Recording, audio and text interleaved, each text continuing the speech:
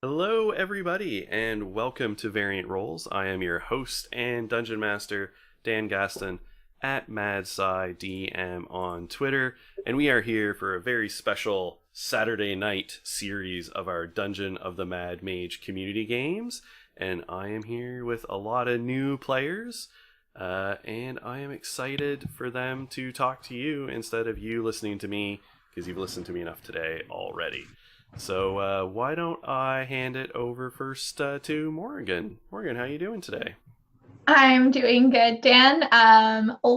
Really glad to be back playing with Variant Roles. Glad to be playing some D&D. My name is Morgan, and we're doing character introductions too. Yeah, like tell us their name, race, and class. Yeah. I'm going to be playing Kafka Allendrath, and she is a dwarf fighter. Excellent, excellent. All right, Adam. Hello, I am Adam, the token Australian. I am playing Espire Stonebright, a fighter battle master. Excellent, excellent. Celtic Wolf. Hi, I'm Celtic Wolf, and I will be playing a half-elven bard of the School of Glamour this evening. Excellent. And Wayworn Worm, or Worm, as I will shorten it to for probably the rest of the evening. Feel free. I'm Wayworn Worm, and I am playing Tolin, the Wood Elf Monk. Excellent, excellent. All right, so let's find a little bit more about your characters. So refreshing everyone's minds, sort of what's happening. Everyone has found themselves essentially stuck in Undermountain in Skullport. It's under lockdown by Hallister, who also dumped 500,000 gold coins in Skullport with all these kidnapped adventurers and the Xanathar's Guild, and the whole place has just gone entirely bonkers. Some adventurers have decided to take the opportunity to head downwards, either in search of loot, or maybe to penetrate all the way down to Hallister's lair for their revenge, while others have begun working up from Skullport to re-establish contact with the Yawning Portal. So far, level 3 has been cleared. Thank you for hosting Dice Priority. Good friends of the show. We've had lots of your players on. I played with a few today. Thank you very much. And so level 3 has been cleared, and the way to level 2 has been open. So your group is looking to unlock to get up to level 1 and get everyone one step closer to contact with the Yawning Portal. So let's find out a little bit more about our characters and what motivates them. Let's start with Tolan. We'll sort of go in reverse order. Sure. I'm on the spot now. I wasn't quite expecting that. So give me a second. Sure. Tolan is an adventurer. He's been adventuring the Sword Coast for a bit, and he wants to... He sees this whole thing as another threat to Waterdeep, and threats to Waterdeep are not good. At least not in his mind. Waterdeep is kind of the center of civilization in this part of Waterdeep, or this part of the Sword Coast, at least from his point of view. And so a threat to Waterdeep is an existential threat to civilization, which is something he's very much a fan of. Civilization, not threats to. Yeah. Civilization's good, and Waterdeep's had its fair share of trouble with the Xanathar's Guild lately, and all kinds of other stuff. So clearing out Undermountain and getting back to Waterdeep sounds like a very noble goal. That is his plan. Perfect. We'll see Excellent. if he makes it. All right, Terrence. What brings Terrence into adventuring and Undermountain? Terrence is mostly has a thing for wanderlust. She's half elven. Her father was an elven lord, and as being a half breed, she was never quite accepted in the kingdom. So at a very young age, she got much. She's very flashy. Likes to do a lot of prestidigitation. She likes to juggle. She likes to sing, a little bit of this, a little bit of that. So she's always looking for attention. And the cool thing she liked about Waterdeep is you can be a small fish in a very big pond. Nobody really knows me well. I like it that way. A little bit of coin, a little bit of perhaps acquiring things that don't necessarily belong to me, but maybe need a new home. I'm okay with that. And it's opportunity. I'm at that age where it's like, how much stuff can I do? How much stuff can I get away with? So I tend not to be close with a lot of people. I have a lot of acquaintances, but not a lot of very close friends. So this is an opportunistic thing for me. Okay, perfect. Adam, what about Espire? What sort of motivates him and brings him into this life? Yes. So Espire is one of those rare characters that has no tragic backstory.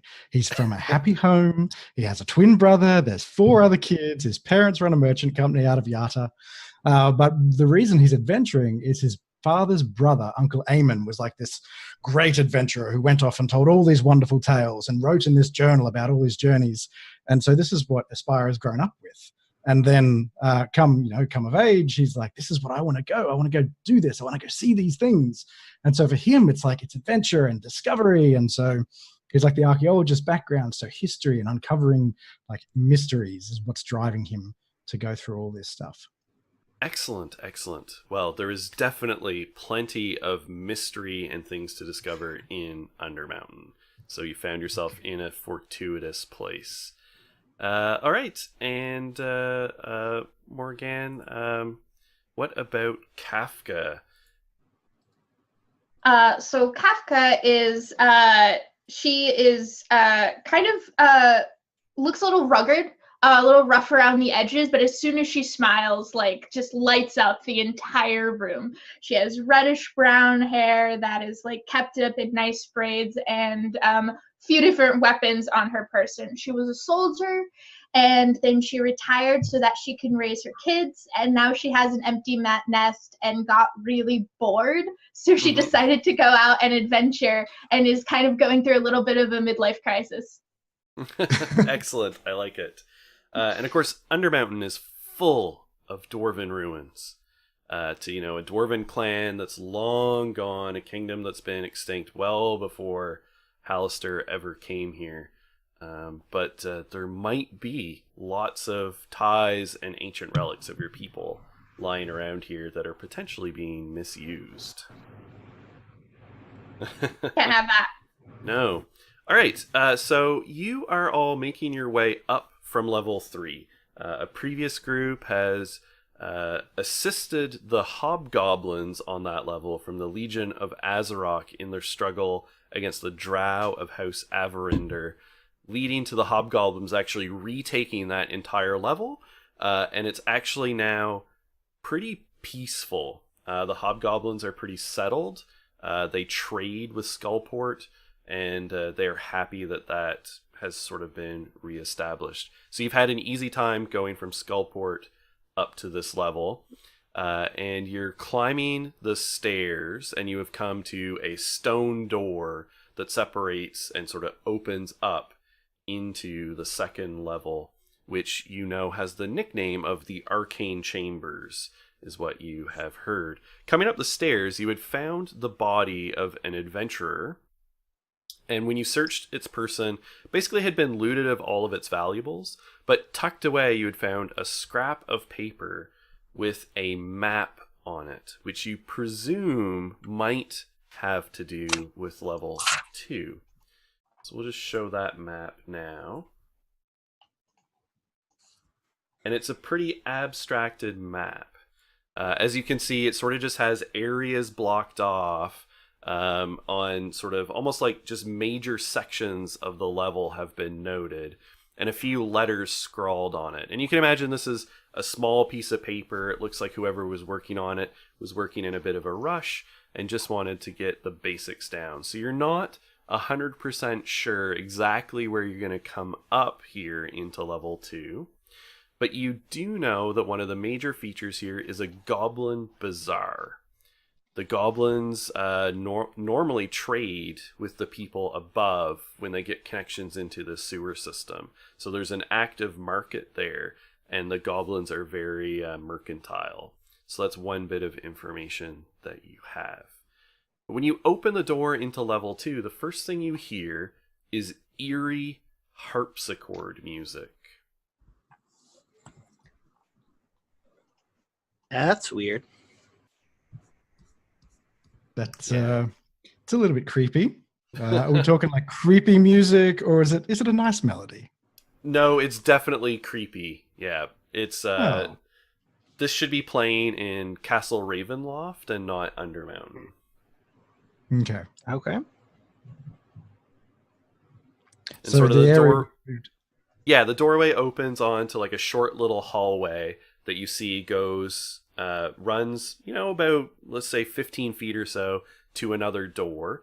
And that's the only thing you see here. It's almost like you've opened out onto like just a service tunnel, and the music is coming from that door.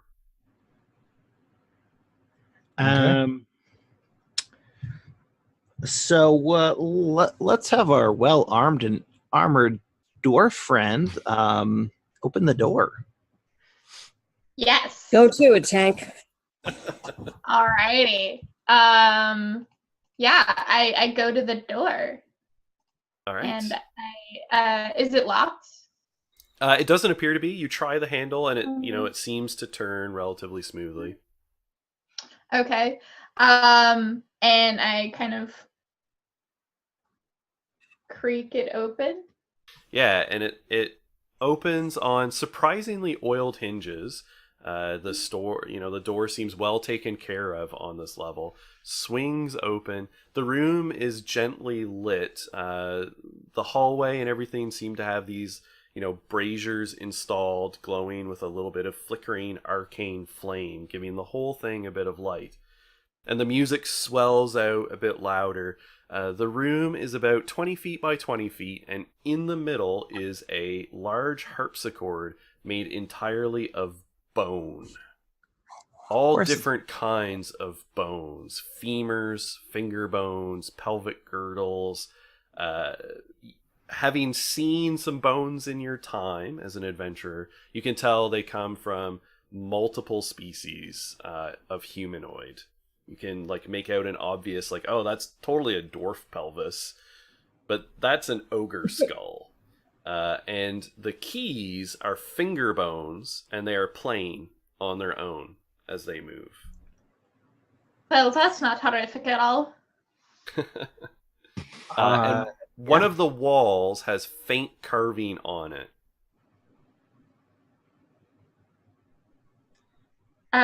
Is it in a... I'll walk over to the faint carving. All right. You take a look at it. It is not writing. And so are you going sort of, the harpsichord's right in the middle of the room. It's about 20 feet by 20 feet. Are you kind of edging out around the edge, or are you sort of just cutting across the room and walking by the harpsichord? At least right now, I'm going to edge around the room. Okay. So the carving in the wall, it's very faint and it's hard to read, but it appears actually to be a measure of music notes. I will look back and call the bard over to us. And I'll go sashaying over to the wall. Yeah. What have you got? Oh, musical I have notes. some music. Okay. Now, do I recognize, is the music on the wall is what's playing on the harpsichord? It's not what's playing on the harpsichord, but, if you, brush away sort of the dirt and cobwebs and you sort of really spend some time inspecting it, you can see it's just a short little, a single measure of music. So just a little ditty. It's very different than what is currently playing off the harpsichord. Can I whistle a tune based on that? Oh, absolutely. Yeah. Okay. Yeah. So I have a flute that travels with me. So I'm just going to hit the flute out, and I'm just going to kind of, go through the notes and see if anything happens. Yeah. So you play it, and nothing immediately seems to happen. But what's everyone's passive perception? great question. 13. 13? 11. 11. Okay. 12. 12. And I might have gotten drowned out by Adam, but I'm 15. 15. Okay. All right. So, Tolan, you can think Tolan. Let me see. I'm still getting everyone's character Yes, and I am Tolan. Yeah. Okay. Names straight in my head. So you hear a faint little, almost like resonant hum from the harpsichord when she starts playing the music. Okay. Like the music doesn't change, but it's almost like there's a vibration in the harpsichord when she plays the tune. Maybe you should try playing the harpsichord. That did something, but not much.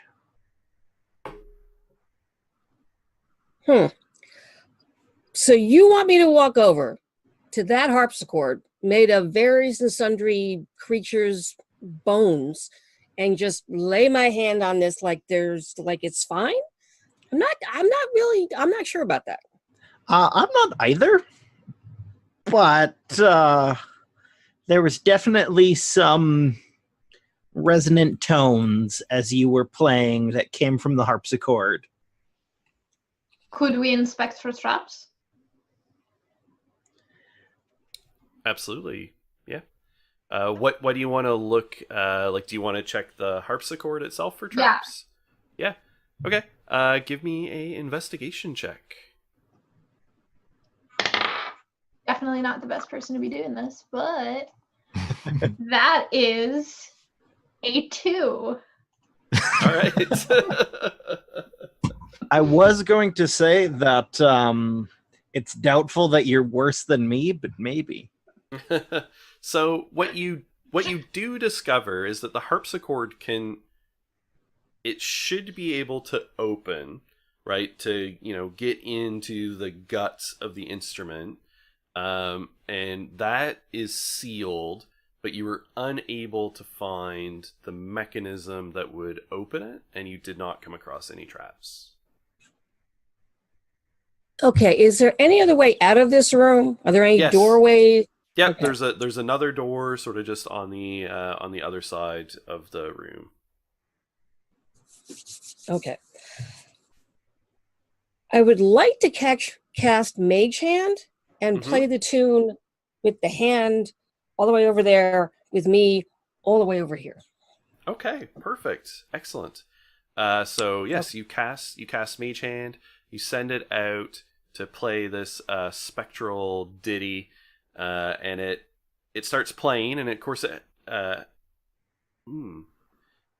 one thing that happened when Kafka got within 10 feet of the harpsichord to inspect it, it stopped playing.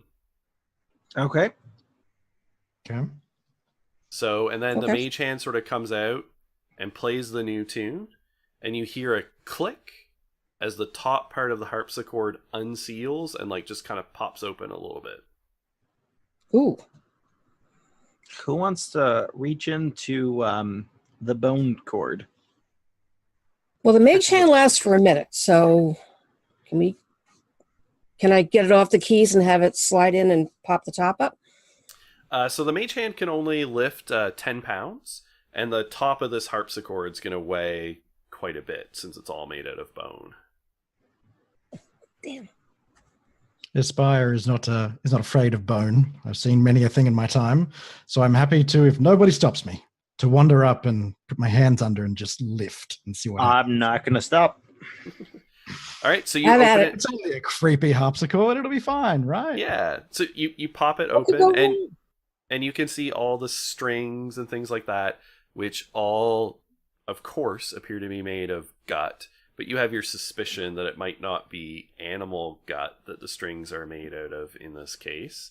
But then nestled sort of delicately in the middle is a spell scroll. It's in a scroll tube, rather, that appears to similarly be made out of carved femur bone. That mage hand. Could we get a little bit of a grabby grab going on while I'm holding this? So I send over the mage hand. Yeah. I'm like, fetch. All right. So it comes and so- down. yeah. And so the Okay, spell I'm going scroll tube pops out. Harpsichord closed. Steps back away, and that perfectly fine. Nothing happened. Everything's good. Well, that's good. Okay. All right. So now the scroll tube's just floating in the air, held by the Come spectral to mama. hand. Yeah, I'll be Deposits. like, please take it. I can't read that thing. Deposits into So- Dan's hand. All right. So can I unscrew this thing, or Yeah, you does can it just have pop. Yeah, you can pop the lid off and pull out the scroll that's inside. Okay, doke. So I do that, and I unroll whatever's in there, dump it And in my hand.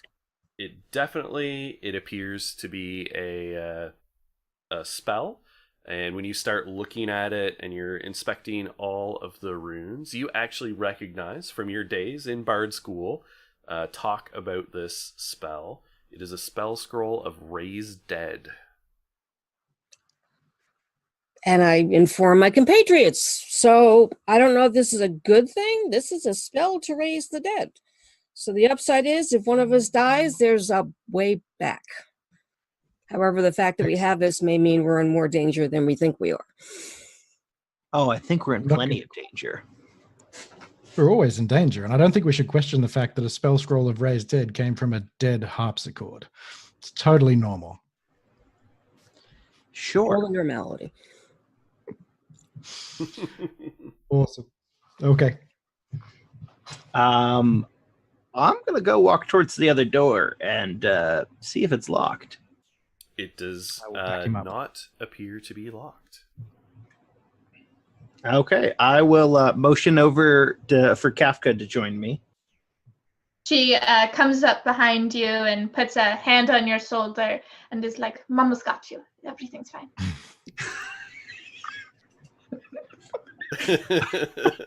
I love it. I love it. I'm here for it. Yeah.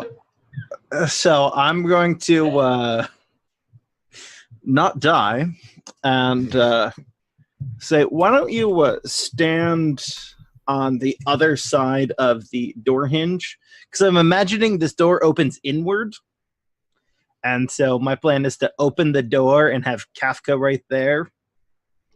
But if it opens outward, it doesn't really matter. Yeah, no, it definitely opens inward. Okay.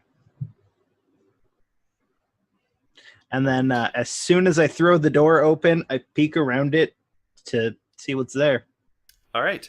So it opens out into another short little stretch of hall that sort of seems to terminate into a T intersection that goes east-west. So we'll say that the short little one goes, north-south, and the other one goes east-west. Standing in the middle of the T intersection, kind of just like loafing around, wasn't really paying any attention, is a short goblin who is like chewing on like a, almost like a Flintstone-esque drumstick. Like it's way too big for the goblin, but it's like a turkey leg, just giant turkey leg, and he's gnawing on this meat. And he's mostly done. He seems to be sort of just like sucking off the, scraps and stuff off of it. And his eyes go wide when this door pops open that he just wasn't really paying attention to. And he sees you and his eyes go wide and he's like, ah! And he throws the bone and goes to run sort of down the corridor towards the east. I will shout at Goblin, in Goblin rather. Wait, good sir. And he sort of like skids his feet a little bit, like to slow down, sort of Flintstone-esque, and stops, and he's like, pokes his head back, and then responds in Goblin. Yes, what can I do for you? You seem to have taken me rather unawares, I'm afraid. I could say the same about you. I was We not have- expecting a goblin right here. Well, the bazaar is nearby. I live here. We have not had any adventurers or trade in some time. Wonderful. Can you show my friends and I to the bazaar? and he sort of surveys all of you. Are the rest of you sort of like visible within the door, or does he only see Tolan and Kafka? No, I'm going to be over there too. Okay. I'd be a bit further back. He's like 1, 2, 3, 4. I can show you. 4. 2 gold pieces. Or you can do it out of the goodness of your heart. Well, where would that get me? Look, that's like asking me to work for Exposure, bud. Like, you want me to do work for you? Cold, hard currency. It's a hard All life. right. Okay. So you want a copper each. Okay, I think we can. I want 1 gold for the 4 of you. 1 gold total. How about a quarter of an electrum?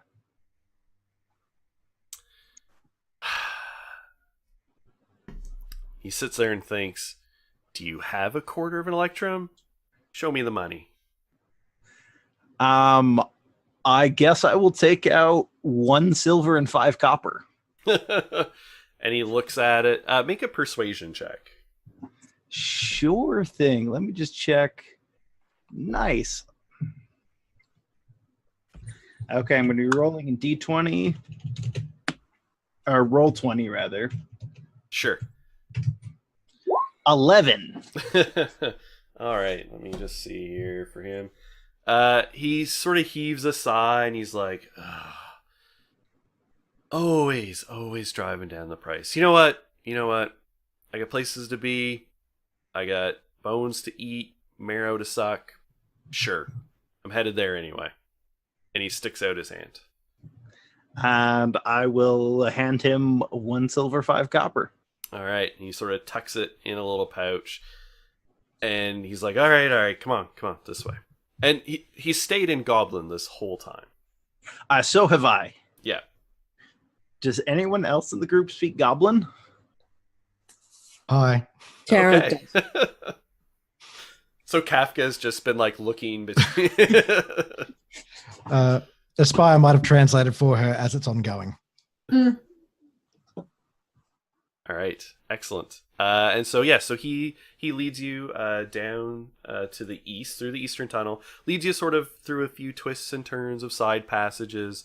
You know, you see some like empty, disused rooms, usually just full of trash. And finally through a room that has some old, some like reliefs carved on the wall. That Kafka, you immediately see are dwarven work. Like they depict dwarven warriors, like carved stone armor, like really detailed, very excellent craftsmanship. Except that where the heads should be on these relief carvings have been like chiseled off, and crude paintings of goblin heads have been put in their place. I don't like this. I don't like this one bit. And you can just hear sort of like to the north, you can hear like banging of like someone hammering.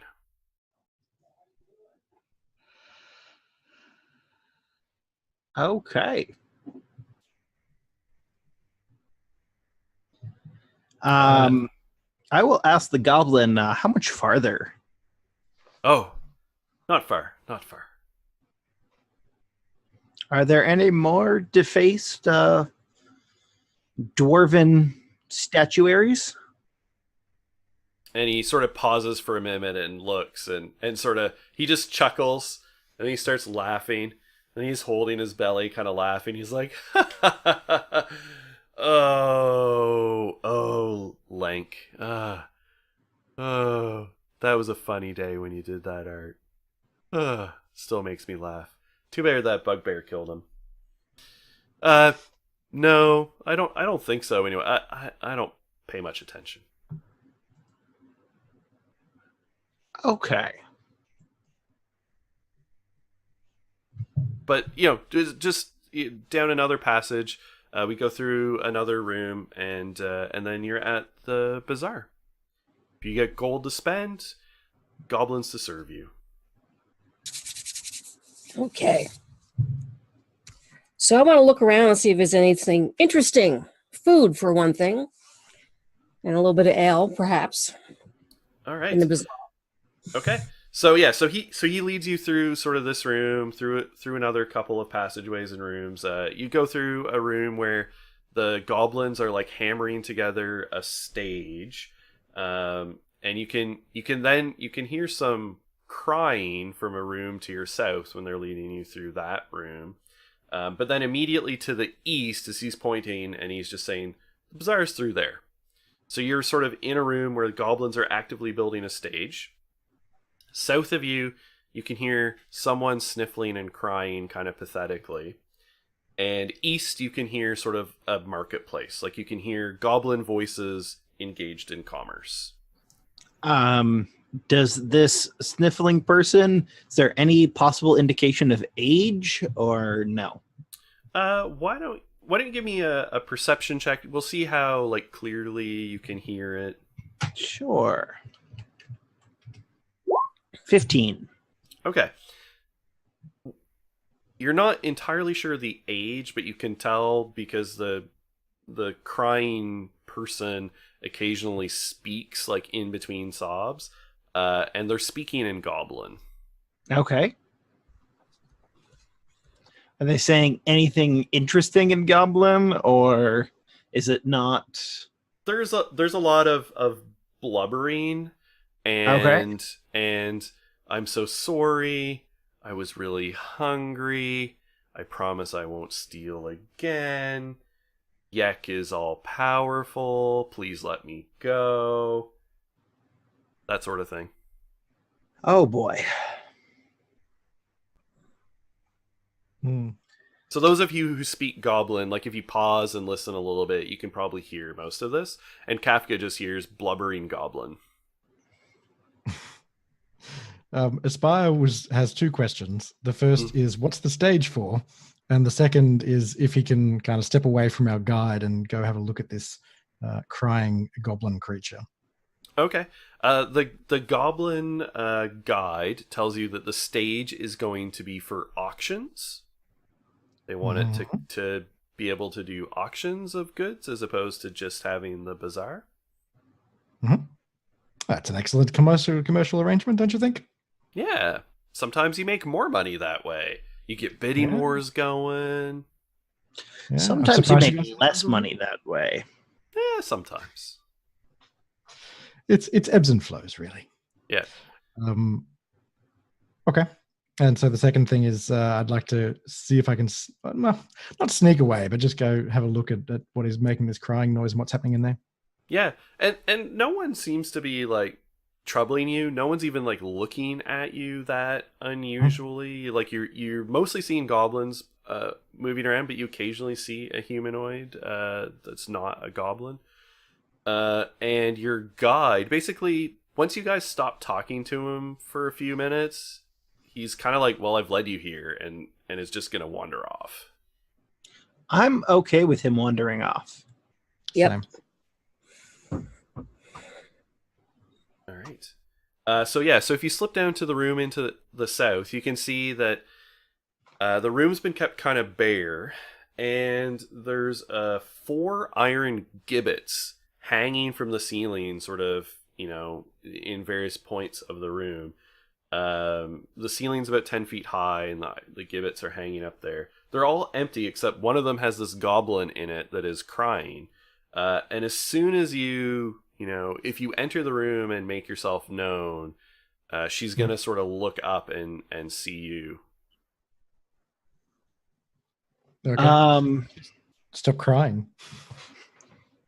Kafka is gonna go towards the crying goblin girl, and just like ask what's wrong, hoping she speaks common, and just like very maternally put an arm on her shoulder and like, how can I help you? And so she sort of heaves this big sob, and then responds back to you in Goblin or in Common, and says, "Glom so hungry. Glom stole Yek Aw. put Glom here in cage. You have food? Maybe you let me free? Glom knows secrets. So I'm gonna look around. There's no guards. There's nobody watching Gorm. She's just No, hanging. they've kind of like left her in here, and there's no guards doing any work. The people in the room north of you are building the stage and not really paying any attention. Like, it seems like they're being punished, but it's not. It's sort of more like being put in the public stocks or something. So there's nobody around keeping an eye on this.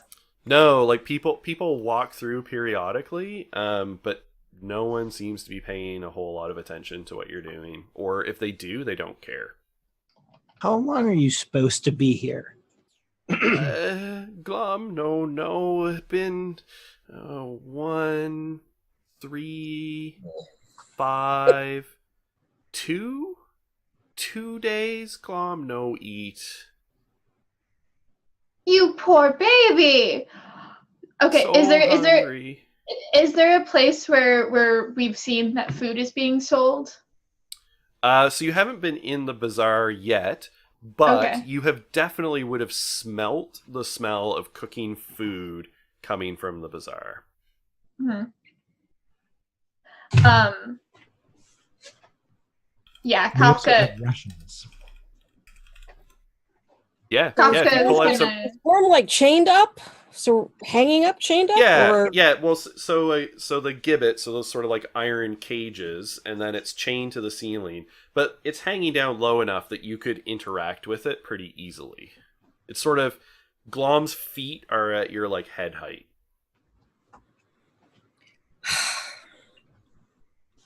All right, group. Should we let this poor little thing go? What kind of a secret Not you sure. got, Gorm? Did I hear someone say that they handed her rations? I said we had rations, but I'm happy to hand her one of mine. Yeah, if you do, she would like it's, do it's, the. it's kind of like a negotiation. It's in exchange for secrets because that's what I want. For food. Glum tell you a secret for food, for a ration. 2 secrets. Yeah. In Goblin's Hall. Yeah. Okay. 2 secrets. Here's a ration. And she like would grab it and like very much like a raccoon reaching through a wire fence and like grabbing the food and just like stuffing it in her face. She's chewing, like crumbs are flying everywhere. Okay. And she says,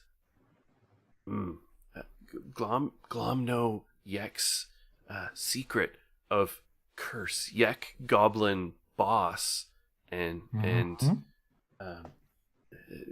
put on circlet now look like any sort of points at like the humans in the group, or half elf would be kind of close as well. Turn Yek into like you. So Yek is a goblin. That can And she look looks like us. Okay. Okay. That's interesting. Where is Yek? Is Yek in the bazaar? Yek stay sometimes bazaar on throne. Also, Yek have private quarters in lower. And she's like pointing, and she says northwest, but she points southeast. Part of room. Yeah. Yek's treasures there. And where did Yek get the circlet? Found it. Maybe Okay. adventure, or found. Not sure. Okay. I will ask in Goblin, what's the other secret? Know where Yek keeps treasures. What Yek's- treasures does Yek have? Yek's quarters has big chest, full of shinies. I like shinies. Shinies are good. Circlet Okay. magic and made of gold. Have you seen inside this chest? Lots of and she starts gesturing coins made of silver, like moon, shiny. Mini minis. How did you come to see inside this chest? I was looking for things to steal.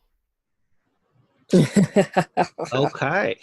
Ah. And that's why you are being punished. Was hungry. This little one is a goblin after my own heart. So I'm going to reach up and try to pick the lock to let Garm out. All I'm right. going to cast darkness on the giblet. I won't stop her. Okay. So this bloom of darkness appears, filling much of the room. I'm going to roll and see if any of the goblins notice this while it's up. You hear the hammering continue. Go ahead and make a dexterity thieves tools check for me. 11. All right. So you're... and it's dark, and you're twisting and turning it in, and the lock is... You thought you almost had it, but it's a little rusty, and it just slipped off, and the picks, kind of popped out. Ugh. Has anybody else got a shot at this? I don't think we should try. So you cast this giant black cloud to hide us in the middle of all of this stuff, and nobody wants to let this little one out. She's got secrets. She knows where she's going. If she tries to give us a map, we're going to have no idea where we're going. I think she can lead us someplace. Besides, if we let her go, it's going to cause up some trouble. Maybe they'll go chasing after her. It'll give us a chance to go around without having anybody notice us. I don't think that's how any of this is going to play out. I'm interested to see what happens if we unleash a little bit of chaos, but only if it's going to get us any closer to figuring out our way off this level. Like if I think we need to go map around a little bit first, and then we can decide whether unleashing her is going to be a good idea. I say this in common, even though I know she can hear me. Mm-hmm, mm-hmm. It's not a no. It's a What about Kafka? What's Kafka doing and thinking? She's during this debate? a poor goblin child who needs food, and she's gonna kind of feel around for the chains and grab her hand axe and just gonna try and cut her free. All right. Give me an attack roll. This is mostly just I think you'd be able to do this without an attack roll, but since the darkness is up, then we'll have a attack roll. I'm not going to give you disadvantage on it though. Okay.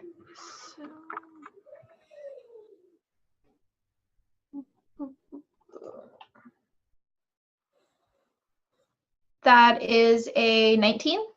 Okay, so yeah, you find it, and you kind of have to do the find where it is and guide it, and you smack the hand axe into the lock, and it pops off. Mm-hmm. And the gate swings open, and Yek can sort of feel it and tumbles out of the gibbet onto the floor, and hits with a bit of a smack, whack. And she goes, You mean Glom? Or Glom, sorry. Yes. Yeah. And it's oh, ew. Sorry. Thank you. She actually slips her some 3 gold pieces and tells her to go get something good to eat.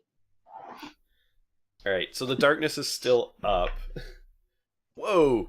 All right, she rolled a nat 20 on her orienteering perception check to run out of the darkness, and you can hear goblin feet going whack whack whack whack whack whack whack as she enters and clearly is running out of the room.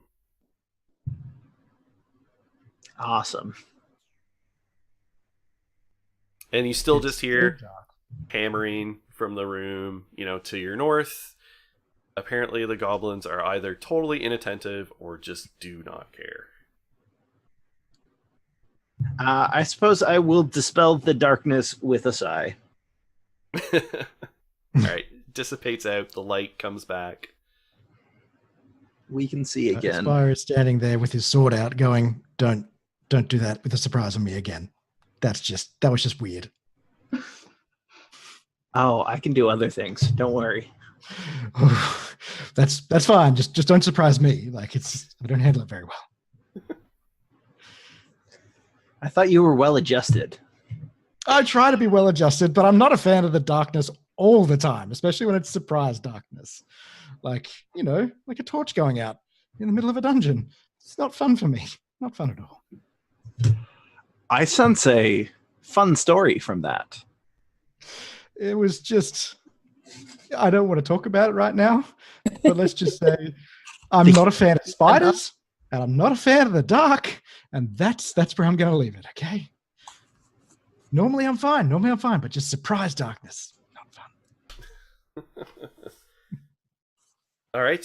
So at this point, like, the smell of food from the bazaar, all of that is wafting into the room. Sorry, Kafka, I did not mean to cut you off there. Nah, nothing important. I think she probably gave us all the information she was going to give us anyways. I would agree with that. Sure. Yes. Yep. Let's see if we cause a little bit of mayhem, shall we? So I'm going to start heading towards the bazaar. All right. Yep. Okay. So you guys enter through sort of the archway into the east and enter into like a large vaulted chamber. The ceilings are like 60 feet high here, supported by 2 rows of stone pillars. The north wall has a bit of a like raised dais on it with a throne made of granite on top of this like stone dais. And then the middle of the room is all taken up by market stalls. There's 8 vendor stalls, and there's just like a mix of goblins walking around with sort of goblin merchants at each of the stalls. There's food, there's equipment for sale. And there appears to be like two merchants, 2 vendors at each of the stalls. There are a couple of other exits out of the room. Most prominently one down in the southeast corner of the room has a couple of guards, and there's some goblins walking around, basically acting like guards in the market. Okay. Does it seem like a normal market? There's nothing strange going on. There's no, the guards seem like they're just going about the normal day. There's no tensions. Yeah, they're goblins in sort of like leather armor and carrying cudgels and stuff. They're walking around. You can see they got like almost like a little badge pinned to their uniforms. And the market vendors, like a goblin will come by and there's like money being exchanged for goods and food. It seems almost weirdly normal. Okay, and you said that there was a main entrance with a couple of guards standing at it? So there's the entrance you came in. Down in the southeast, there is another room or entrance that has some guards standing across outside of it. There is a door to the south that is closed, and there's a couple of guards standing there. And that's pretty much it. I'll look to the others and I'll say, well, she did point southeast, and there is a guarded door there. Yeah, and the entrance you're coming from would be in the northwest of this room. Okay. And the throne is empty. There's nobody sitting on it. Okay. Terrence, did you want to go pick up some accoutrements? I would like to. I would like to shop. I'll accompany you. Kind of hand on sword. Are there other humans around, or is it just primarily goblins? It's mostly are we goblins. out of place if we're walking through? Yeah. Well, so it's mostly goblins. There's at least 20 goblins here. And you can actually see that some of the room, because it's quite large, has areas where the goblins are actually living. So like they've got little partitions set up, as like goblin family dwelling units, essentially. But you do actually see the occasional person walking around. Like there's one or two humans, a couple halflings, like basically people that look like they were also adventurers out of Skullport, or they're people that got stuck here when the entrances were sealed by Hallister, so people who came from Waterdeep potentially. Okay. So it's not like we're weirdly walking around. It's kind of okay for us to be doing that. Yeah. Cool. So, is there any place we can get some alcohol, like pub-like area? Yeah, there's totally a market stall that's set up that has like a big running board set up near it with like stools pulled up to it where you can, get a drink from the stall and then just sit there and drink it. Or you do see some goblins standing around drinking. Okay. So to Aspire, I look and say, how about we go over there and see what information we can pick up along with a pint? I am entirely down for this decision. I like where your mind is at. Come. We've escaped Skullport and we're going for a beer. That's the best way to- When in doubt. So there's the goblin bartender there. He's got like a dirty apron tied on. Obviously like the market stall is kind of low, right? Because the goblins, everything is geared for goblin height. So medium-sized creatures are a little bit big. And he's doing the stereotypical bartender thing of like polishing a glass, and you come up and you basically just see a sign above it that says ale 5 CP written on it. And there is a cask of dwarven ale there that he is pouring from. That's interesting. Dwarven ale is good. So I'm going to plop down. The conversion of the money's not all that great. First round's on me, guys. So I'll throw down a silver and say in common. All right. 4. And so he looks and he goes, 4? 2 silver. So I throw down 2 silver. And he pours some I'll mugs. say no, just 3.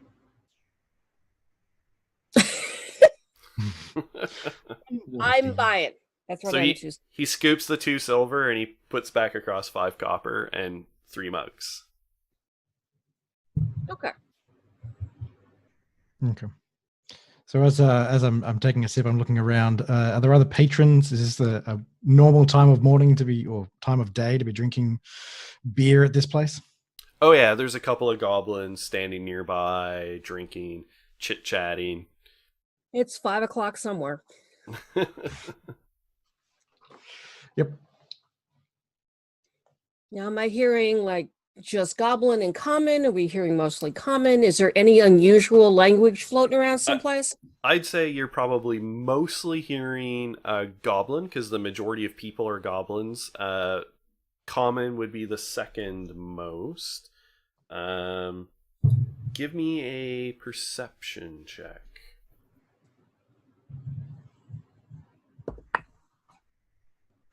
11.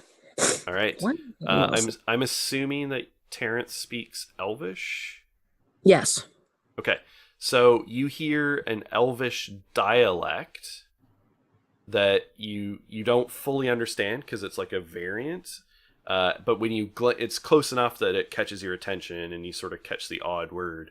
And when you look over, you see a drow that is engaged in some commerce, speaking to another drow companion, and then switching and speaking, presumably goblin, to a vendor, and engaging in a transaction. Don't see too many of them nowadays. Hey, Tolan, Yeah. you any good at the drow dialect?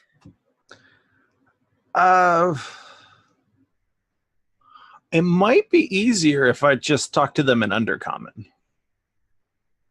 I'd say give it a shot because it's kind of unusual to see them. Drow's not a common one around these days. Well, when you say about unusual, are you guys still standing sort of near the bar, like kind of still close to the bartender? Yeah, I would be. All right. So he would pipe up and say, "Not so unusual. Mini drow in Undermountain." Okay.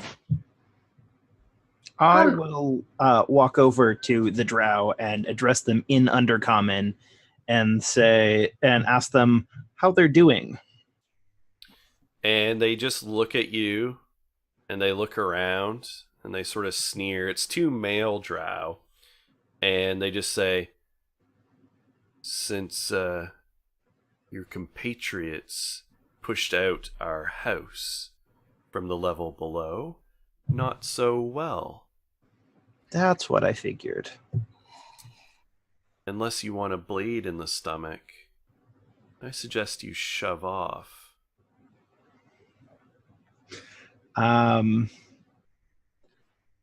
gonna chuckle at that and switch to Goblin and say, "Do you really mean that the lower gender of male or of drow society will stick me because you are mad over a territory dispute?" You don't like anyone pushing us out, and we all fight for our house.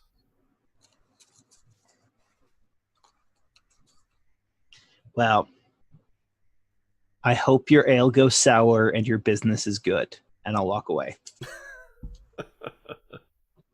Speaking of ale, Kafka is, I'm assuming she's drinking quite her fair share of dwarven ale before.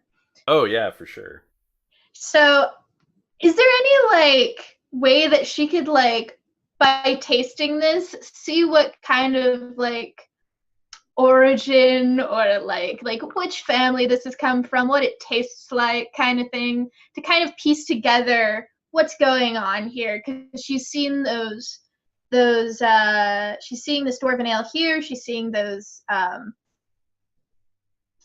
the carvings of the dwarves that were graffitied essentially. Yeah, sure. Why don't you give me intelligence check? That is a 7. Okay. So the main problem is the ale is a little on the aged side. As in, it's not the freshest. It's probably starting to turn, and so it makes it a little difficult. You do know that basically most of Undermountain is full of these ruins from the what's it called, the Mariotter clan of dwarves, but they haven't lived here for 1,000 years or something. So that's probably what that is. This dwarven ale looks like it came from a brewery in Waterdeep. Okay, cool.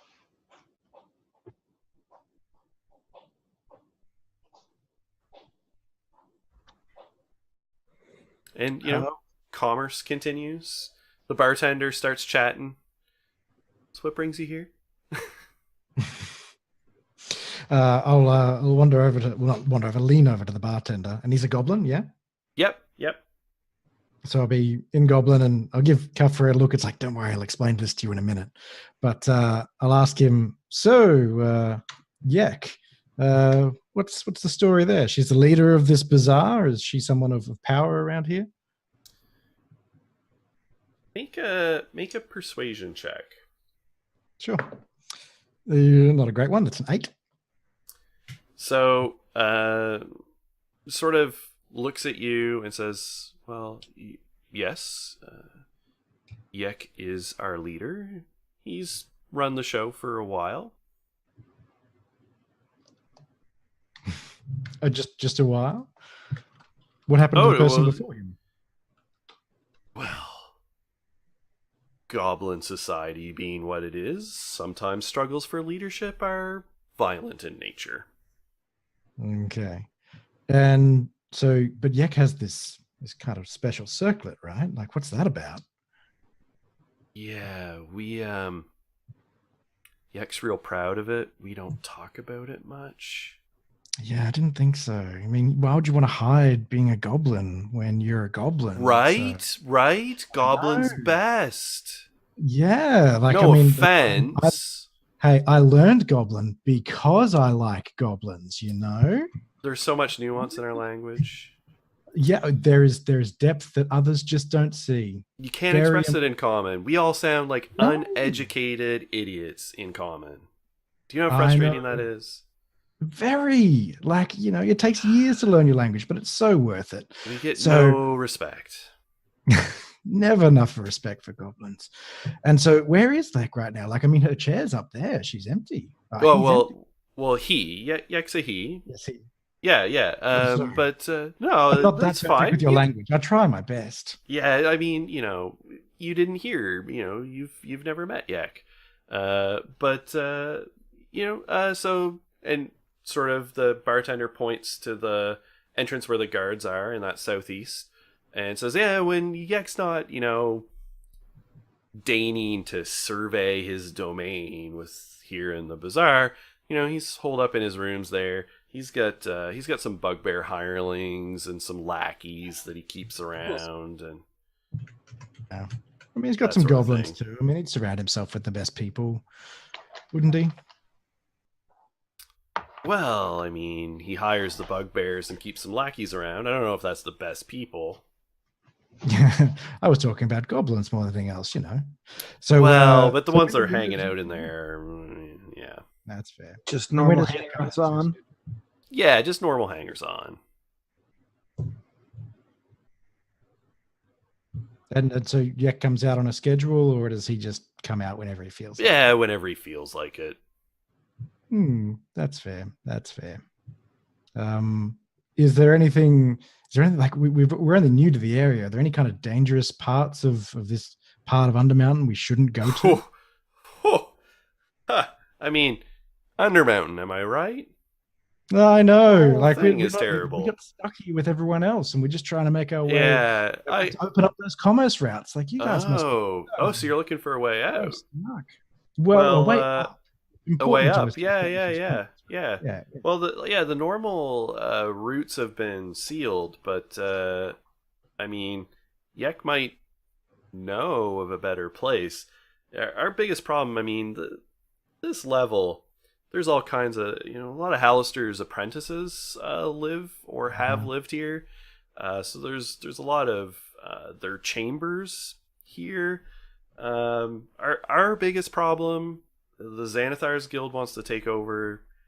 So we have a lot of trouble with them. They get a couple of watch posts here on the level. We've got some skirmishes. We're trying to beef up our defenses a little bit because they occasionally raid and attack, and they've been making some incursions. The closest is really kind of just east of here a little bit. But there's some weird stuff here. There's old dwarven ruins. There is an old dwarven brewery. Oh, this I'll just turn over and just in common whisper to Kafka. He just told me there's an old dwarven brewery. Like that. Yeah, I like that. I may need to bring some stuff home to husbando.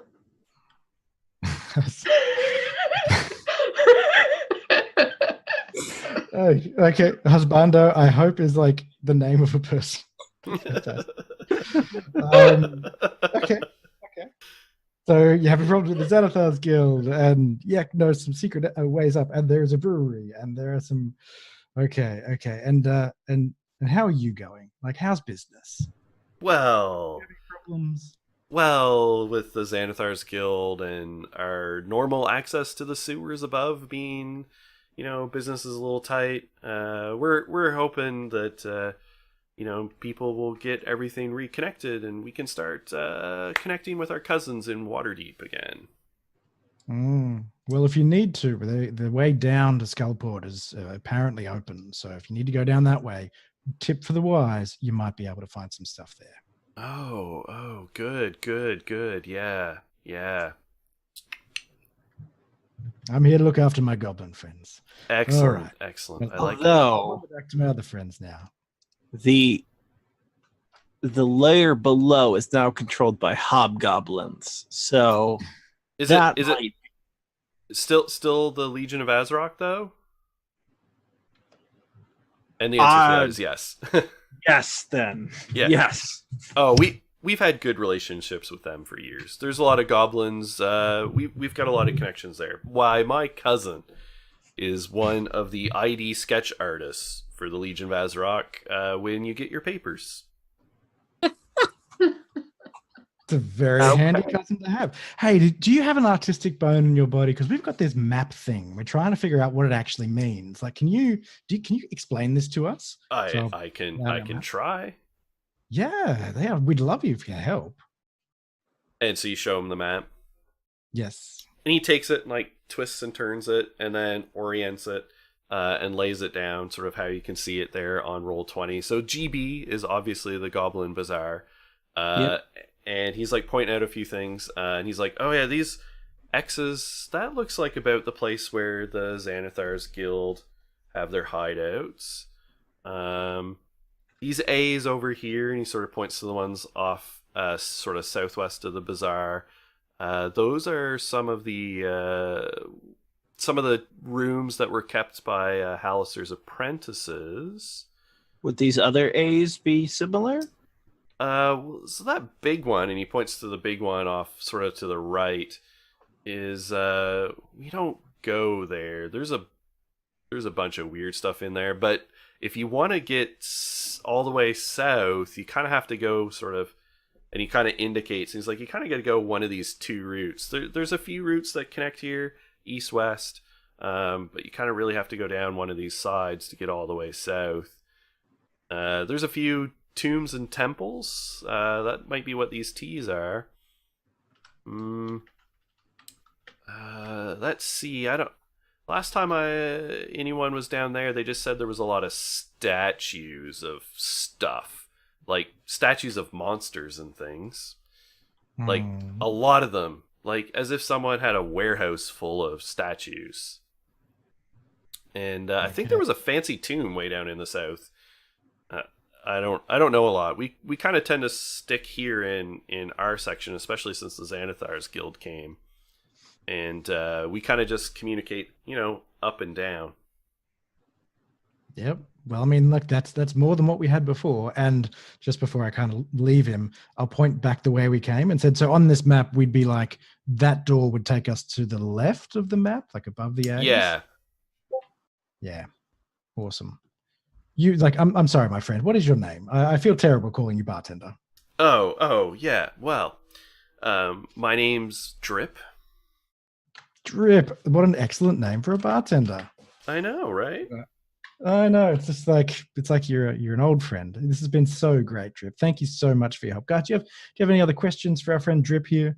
And I'll kind of relay it to Kafka, all the things that we've just talked about, just so she's up to speed. I don't think so.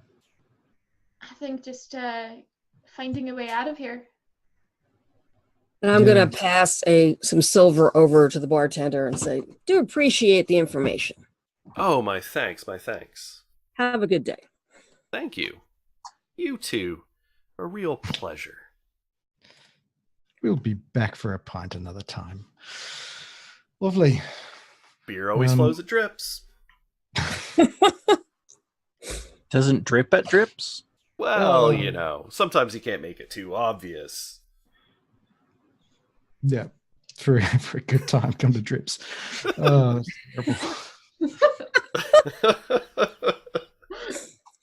I won't touch that one. Nope. Moving on. Okay. So I think we should try and meet this Yek guy and see what he's willing to part with for a solution to his thieving problem. Yes, especially if that solution leads us to unlocking the way out.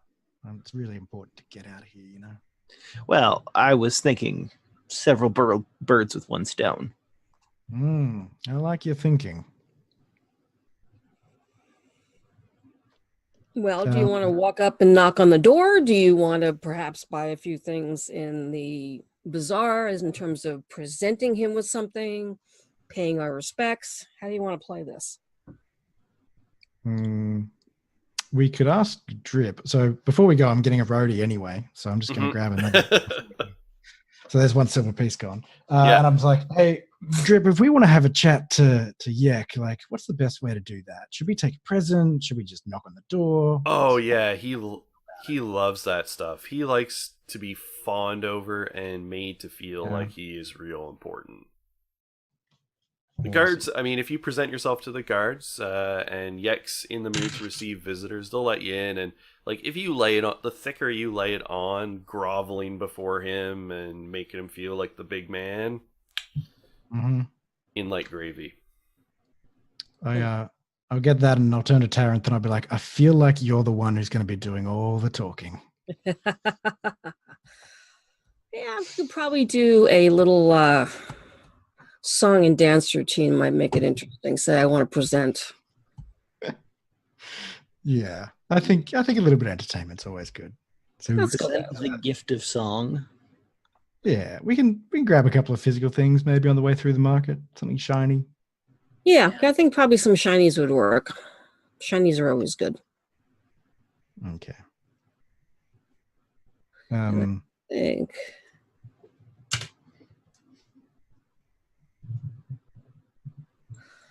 All right. When we go in there, is there anything we want to check out in terms of his space? Because I have something called an enthralling performance that I can run for about a minute, where I can perform and have someone I can charm for about maybe an hour or so, assuming you fail a wisdom saving throw. So it might give you some chance to kind of poke around a little bit if you want to see if anything interesting is going on. I think at that point that might be a little premature. Yeah, we let's see if we want a friend. Like, I mean, I kind of want to get a suss of the lay of the land. Like, we may need this person to, if he knows the only way out of this layer, then maybe we need to be friends with him. I don't really set him off. We might need a space to come back to with safety, and this might be our only option. Drips is a good option. Safety place, Drips, should anything happen, okay? We all meet back at Drips. All right. I like that idea. I'm down for that. First one back has to buy the round. Yeah. All right. So sort of just shifting scenes. Basically, you go tell the guards that you want to see Yek. One of them goes to check. They come back and they're like, "Yeah, Yek will see you," and would lead you into the room. So it's sort of a roughly square room. There's the door that you come in through that exits to the bazaar, and there is a closed door with like gauzy but dirty and stained curtains kind of hanging over it, like trying to make it look fancy, but it don't look that fancy. On the eastern wall, probably going to like private quarters, given what Glom told you earlier. On the north part of the room is a handsome-looking human male with a gold circlet on his head, lounging on a mound of cushions and just like lazily eating an apple, while on the moldy, like very moldy, mildewed cushions like scattered around nearby are 10 other goblins, both male and female, lying around and like yucking it up and talking with each other and all that sort of thing. And in each corner of the room is a bugbear that appears to be standing guard. And on the south wall, chained to it, is a male dwarf who is gagged. He has bright red hair, clad in leather armor, but his beard has been shaved. Oh dear. Immediate hand to mouth. Yeah, and clearly like shaved poorly. Like there's like cuts and like patches of hair. Like it's not a good job, and it definitely looks like it was done forcefully. But when you come in, Yek goes, "Ah, my friends," in Goblin. "What do you bring to the great and beneficent and glorious Yek?" Greetings, O great and magnificent Yek. We have heard of your wonder and of your court, and we came to pay homage and to see the wonders that is Zek. These are my companions. This is Espriel, who's our snappy blade man. We have Toland, who is an excellent monk. We have our dwarven fighter, whose name is escaping me right now. I apologize. And I am your bard. And I would love to be able to play for you and to just give you thanks for the fact that you are here and allowing us into your personal space. Ah, well, every fine and magnificent and opulent court such as mine deserves a musical rendition. Please, by all means, play. So I'm going to pull my flute out, and I'm actually going to play the tune that we heard on the bone harpsichord. All right. Why don't you give me a performance check? Certainly. This stuff I do pretty good. 15. All right. Plus. Yep. So you, yeah. Oh, 15. Oh, yep. 15 plus what? I'm trying to do things on 2 stuff. Plus 2, so 17. Okay. So yeah. So he listens as you sort of play it through, and then claps, and he's like, "Ah, marvelous, bravo." But no reaction to the tune or anything like that? Does not appear to. No. Doesn't seem to recognize it. Just thinks it's a nice little song. Okay, so I'm going to kind of elbow Aspire and say, didn't we talk about maybe seeing if we could help him out or information? You talk to him. I'm not exactly overly charismatic here, but I'll give it a gosh darn shot. Quick question. Yeah, thanks. Quick question on the metagame. Your distraction-y thing, how does it work again? The what I can do is it's kind of like a charm person scenario where they have to. I can. All right, let me pull it up again. I don't play bards too often. I may have to do That's more. fine. It is called Mantle of Inspiration. It's a bonus action spend. Nope. We gotta find it. Sorry. Enthralling performance. Once per short rest, you can choose up to 3 creatures that watch and listen to you perform for 1 minute. Each target makes a wisdom saving throw, DC 14, and is charmed if it fails for 1 hour until it takes any damage. You attack it, or it sees you attack or damage its allies. Right. So it's kind of like a charm person thing. Yeah. And yeah, I'm just thinking about the dwarf up against the wall and wondering how we could possibly get over there surreptitiously, but it doesn't seem like we'll be able to do that. So let's see how we go. Can't cover that much. The most I can do is try to charm most of them and distract them. But yeah. Okay, that's cool. So I didn't grab any shinies on the way through the market. Let's pretend we grabbed some shinies. Sure. So yeah. I'll step forward and I'll be like, Yek the Magnificent, we were talking with some of your staff, commoners, friends outside, and they were telling us of your greatness and what a wonderful leader you are. But they were also telling us of some of the woes that is befalling your small community here. Sorry, you're not small, you're great and growing community. We would like to help in any way because we're keen to open up the trade routes for you to the higher levels, knowing that they have been closed. May we be able to assist, and may you be able to point us in how we might open up those levels for you. All right. Go ahead and make a persuasion check with me for me with advantage. Oh, good. Please, that works. Please don't fail me. It's a 14. And 14 is good. and Yek is like, he's easily flattered. Yes, yes, some trouble with the Xanathar's Guild, and of course access to the level above and Waterdeep. I would be delighted. Any assistance with either of these matters would be handsomely rewarded.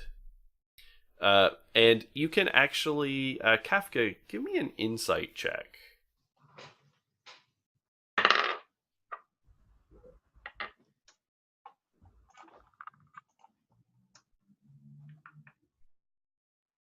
That's actually pretty good. That's a dirty 20. Okay. The whole time he's talking, and like during the performance and the conversation, Yek is definitely looking between like you and the shaved male dwarf, and like he's looking to see if you have a reaction. Like you can see him like smirking a little bit every time he's like looking between you and trying to see how you react. Yeah. I'm assuming that most of the conversations happening are carrying out in Goblin. Yeah. Yeah. So occasionally. Oh, go ahead. Sorry.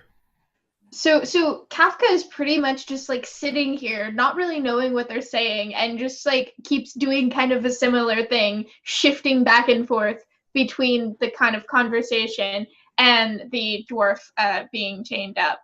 But she's stone-faced. Okay.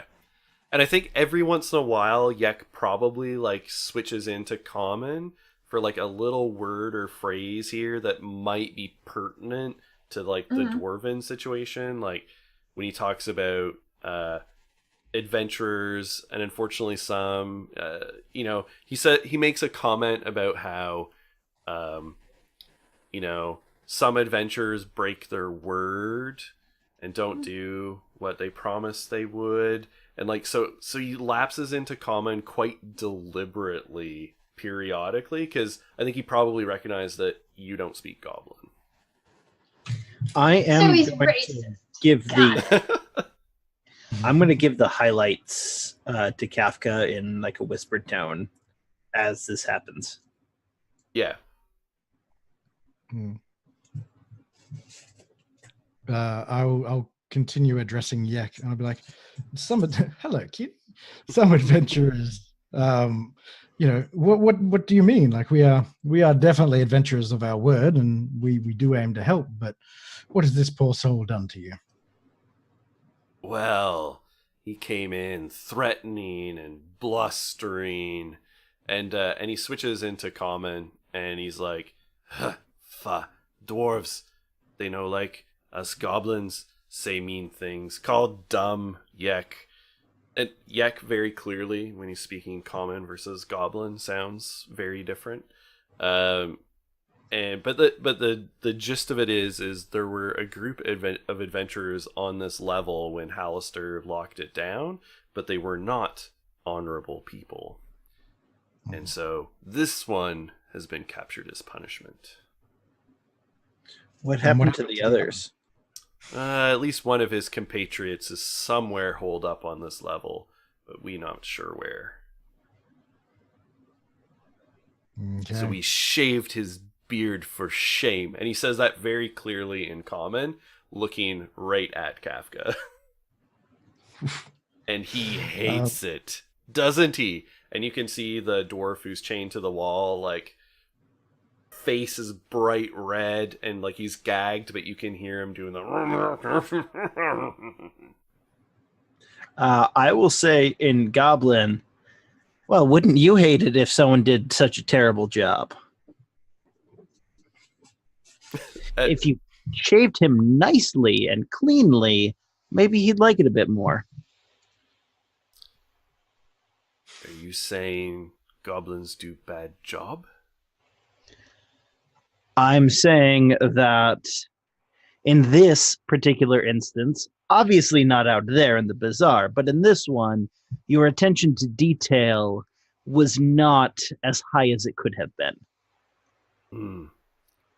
Yek think it look good. You have no taste.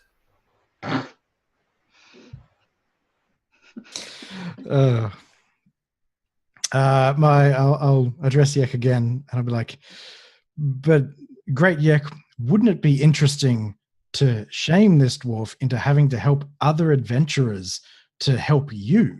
So not only is he shamed into helping you, we're making sure that he helps you.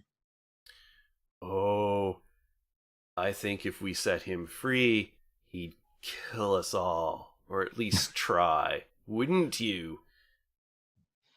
Copper Stormforge. And the dwarf on the wall is like practically like pulling at his manacles, and his like face is just bright red. Make an insight check. Okay. Is that all of us or just me? Yeah, any of you that are like paying attention to the dwarf. Well, that's a 19, so. Oh yeah. I got a 21. Insight 23. Oh yeah.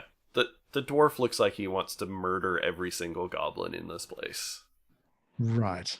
So my theory was that we could get him down and take him away, because I'm like, in the party, Kafka, I'm trying to respect her. Oh, her? Him? Sorry, I can't remember gender. But I'm pretty sure it's a terrible idea after. Yeah. Kafka is a she. Yeah. Kafka's a she, yes. Yeah, so maybe, or what if we offered to take, like, yeah, okay.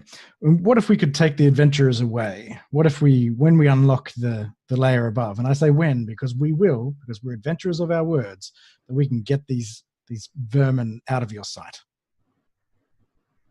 Oh. I think Yak would consider it in his great beneficence.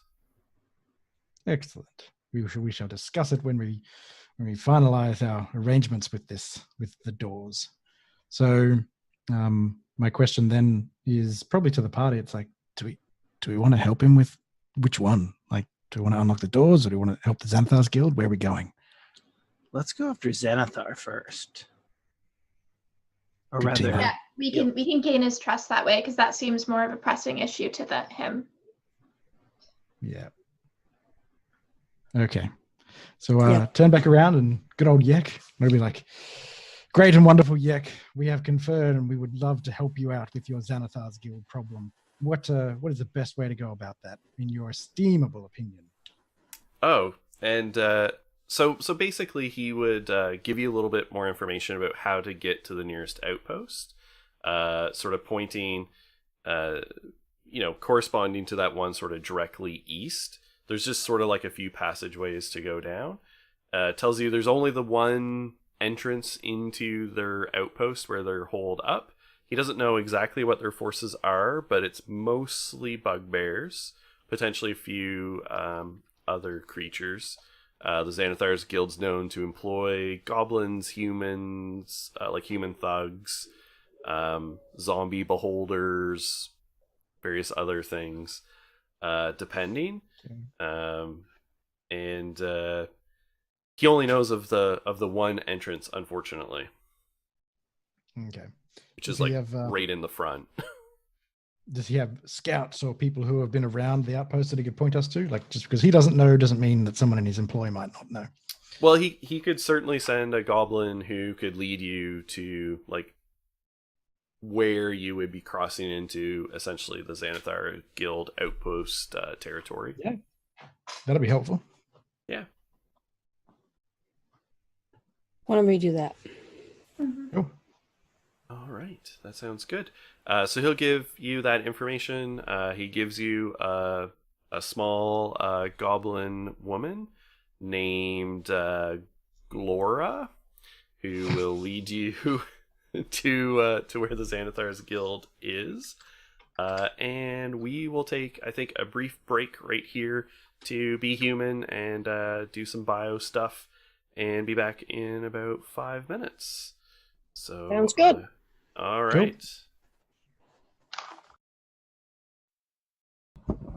All right, and we are back. Thanks for sticking around as we refreshed our drinks and get ourselves all settled again. So, made a deal with the goblin boss, who looks like a human thanks to some sort of magic item. and have a goblin guide taking you towards the nearest base of the Xanathar's Guild, or like watch station, watch camp, whatever you want to call it, on this level. The goblin's name is Glora, and during the trip, she easily confides to you that the goblins believe that Yek is cursed, and they really wish that someone would take that circlet and break the curse, because why would he want to look like a human? No offense. None taken. But as she's leading you through, you find yourself, and she says, "This is close, sort of just beyond this point. We'll get to the Xanathar's Guild's area that they control." And she looks around and sort of shudders, and you see that this room was once an encampment. Like, there's obviously the remains of a fire and like bedrolls and stuff, but there is like rotten supplies, and there was clearly some violence here. There's some dead goblins. There's also 3 bugbear corpses, one of whom's head is like split open. And nearby is what you first take to be the brain of the bugbear, like it had been like extracted. But then you notice that that brain has legs and was hacked to pieces. It has like 4 like dog-like limbs coming out of this, like, at this point, like rotten brain. The corpses have been here for some time. As a player, I have an idea.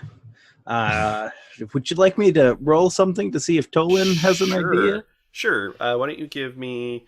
I'd say normally this is like an Arcana check. Okay.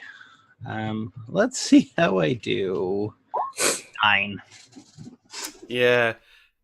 There's all kinds of weird things with brains and exploding heads. Okay. Cool. I mean, it's not normal. Something's clearly up with that.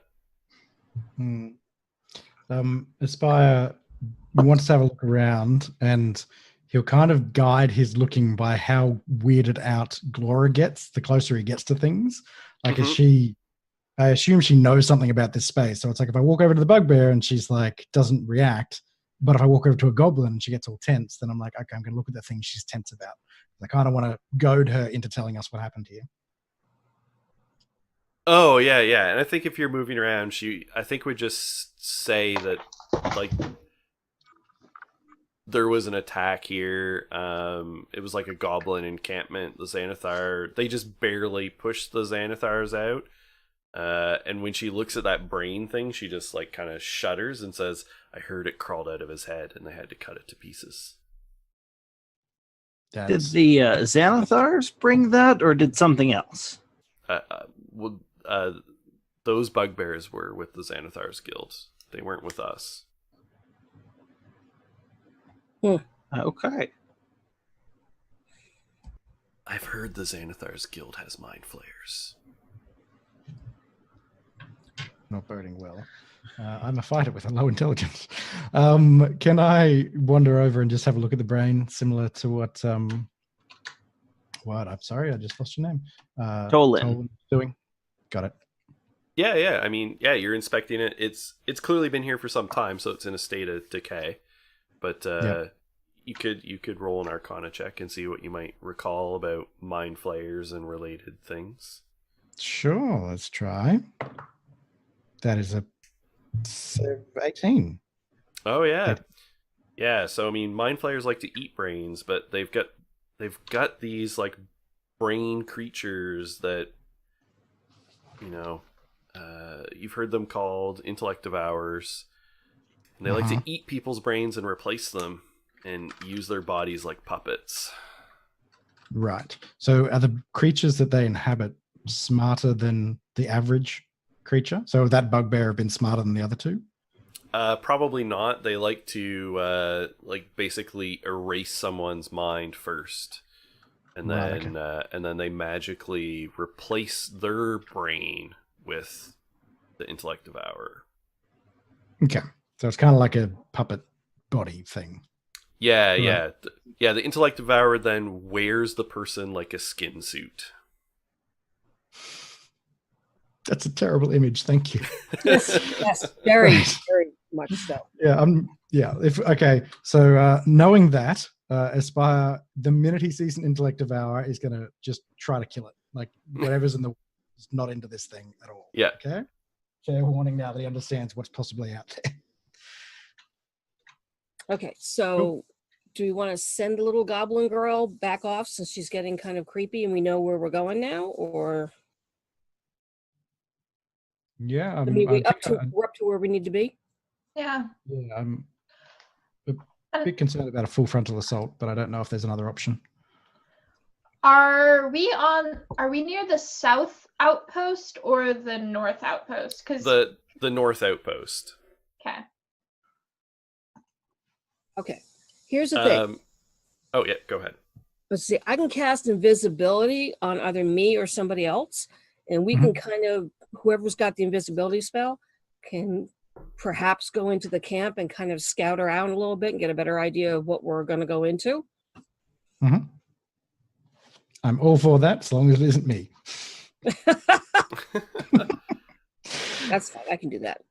Glora can tell you that you've got 2 ways that you can approach and enter the Xanathar's guild like holdings. They've got sort of a front entrance. She said there's like a long corridor and there's some bugbears that like to hang out there as guards. And that's on the front. Or you can take a south approach that kind of comes around sort of in behind them a little bit and bypasses that front entrance. But it goes through an old abandoned dwarven temple, and the goblins don't go there anymore. Things tend to eat them. And that would be the T on the map. That would be the T on the map. What Yeah. things? She says she doesn't know, but she's heard stories of creatures made that are like blobs and oozes, and they eat people. Okay. I was about to say Dwarven Temple. I mean, Kafka, are you okay walking through what's possibly been a desecrated temple? You didn't react too well with those carvings. I don't want to put you in a position where you're uncomfortable. uncomfortable is what I live for. This is And she swings her warhammer across her shoulder and smiles. All right. I'm not sure You I just like answered the my idea of oozes and slimes. You like the idea of bugbears and brain creatures? We'll have to, I guess we'll attack them anyway.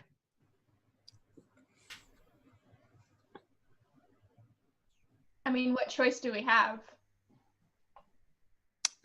One of two. I think we could always do with a bit of scouting. So I'm entirely for an invisible someone other than me going and checking it out. And then we can determine whether the frontal approach is insane or whether it's actually feasible. So we send you down the front and we'll go from there, maybe. Invisible someone other than me. The invisible someone should probably be me. I am rather quick. We do need someone who's quick. Invisible someone should probably be me. I think someone has their the audio on the Twitch stream on. Yeah. It's coming, feeding back in on a delay. Cool. So do you want to send in Taryn? Do you want to go in?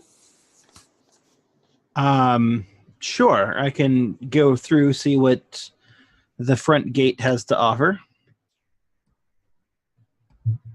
Okay, Go for it. so I cast invisibility on Taryn. Mm-hmm. Okay. And once I'm invisible, I will start. Just a second. Let me check a spell that I have real quick. Is it Fireball? No, it's Pass Without Trace. Dang. I won't use it right now, especially because I'm already invisible. But I will start heading toward this front entrance. Okay. Why don't you give me a stealth check with advantage because you're invisible? Okay. And luckily, that's a dex check. It's going to be 23. Okay. So you get to the area where you believe the front entrance is, and what you see is you sort of peek around the corner while you're invisible, and you see this long hallway. It's probably about 60 feet long. At the far end, and it's like 20 feet wide, but at the far end, it narrows. Actually, no, it's longer than that. I forgot, those are 10-foot squares. It's like 100 feet long, 20 feet wide, and at the very end, it narrows down into a 1-foot wide tunnel. It's lit.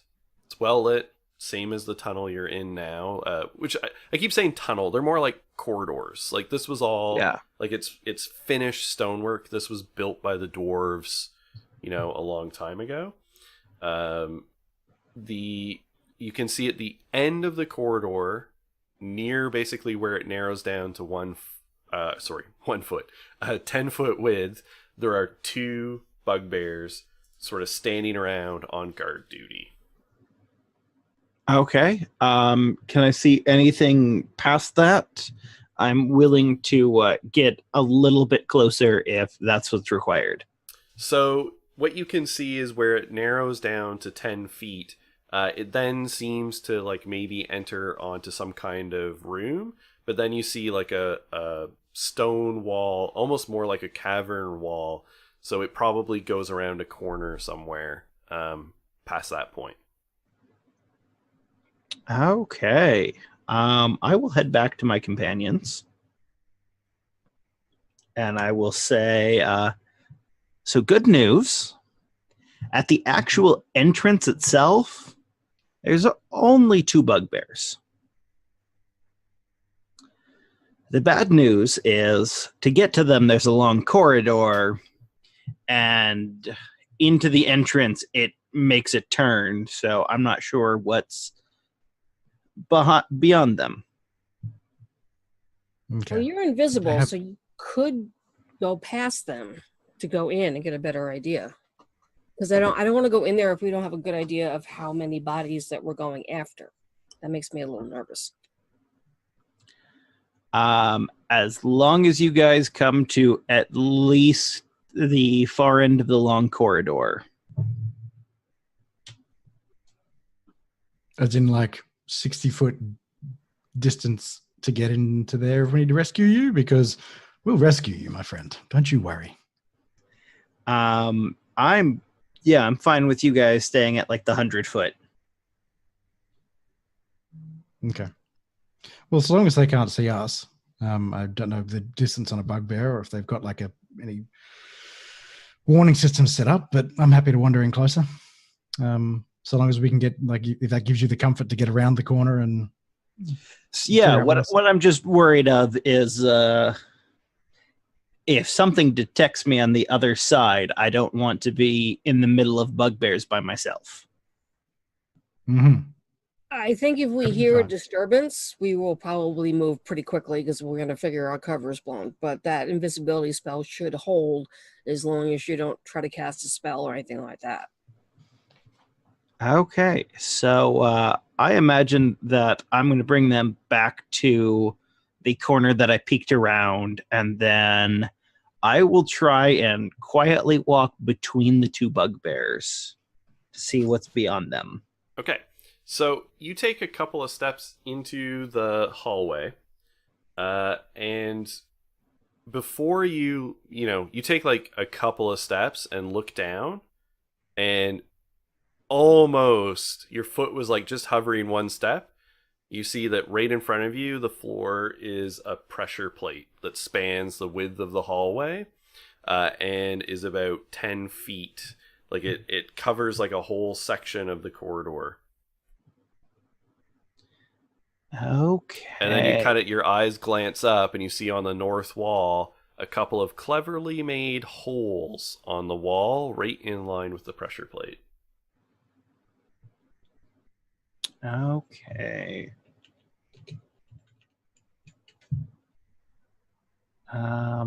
Let me try and figure out how far I can jump. I think it's what, like 3 times your strength score or something? With a running start, long jump is your strength score, and so I could jump Oh, yeah, 9. that's right. You can jump 9 feet?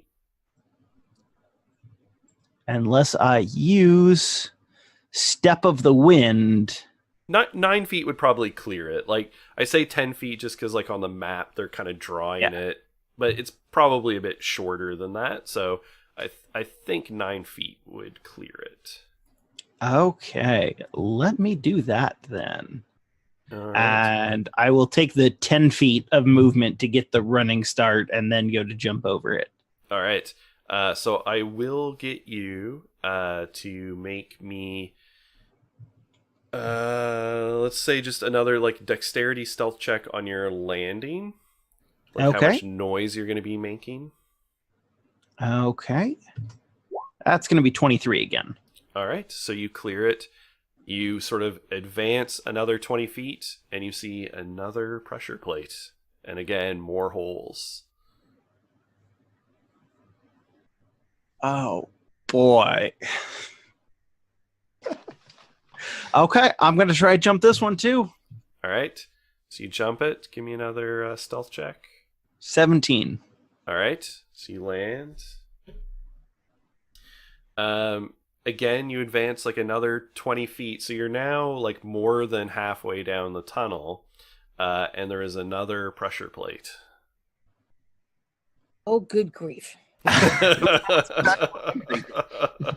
you cast message? Because I'm not sure you can come back from this. Yeah. I can't. Okay. I can cast darkness, silence, dark vision, and pass without trace. That's it. You're going to be fine. Everything's fine. Oh, good. Okay, I'll make another stealth check as I go to jump over this next one. Okay. And there we go. That's an 8. All right. So that definitely, when you land and your feet sort of scuffle on the stone, the two bugbears like look up and look directly down the hallway. They don't see you, but they clearly heard something, and they're now like on alert.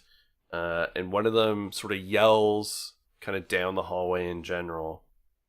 "Who goes there? Show yourself, sneaking little thief." I'm going to just kind of press myself up against the wall and be as quiet as I possibly can be. And your companions would have heard this. They would have heard the bugbear yelling in common. They don't hear the next bit, but you do, Tolan. When the other, like the second bugbear, kind of elbows his companion and goes, "Hey, we're thieves. Don't use that like a dirty word." And then they're clearly on alert, sort of looking around. You can see they've sort of gripped their weapons and they're tense.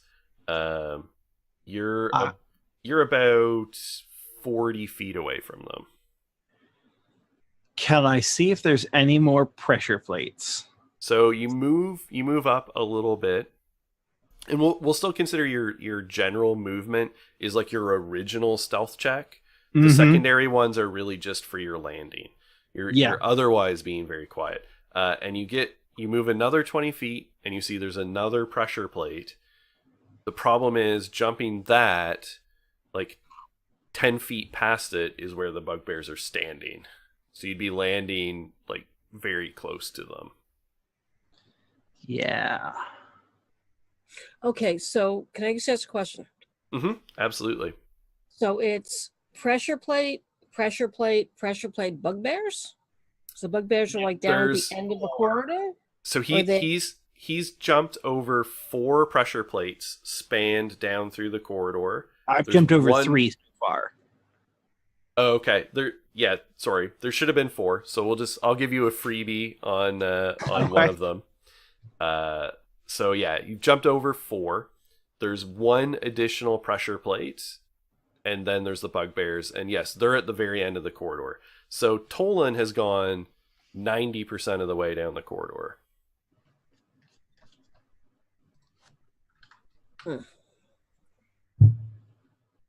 So basically, like the 5 pressure plates all together are like regularly dispersed, with 1 sort of at each end, virtually, of the corridor, and then the other 3 like equidistant in between.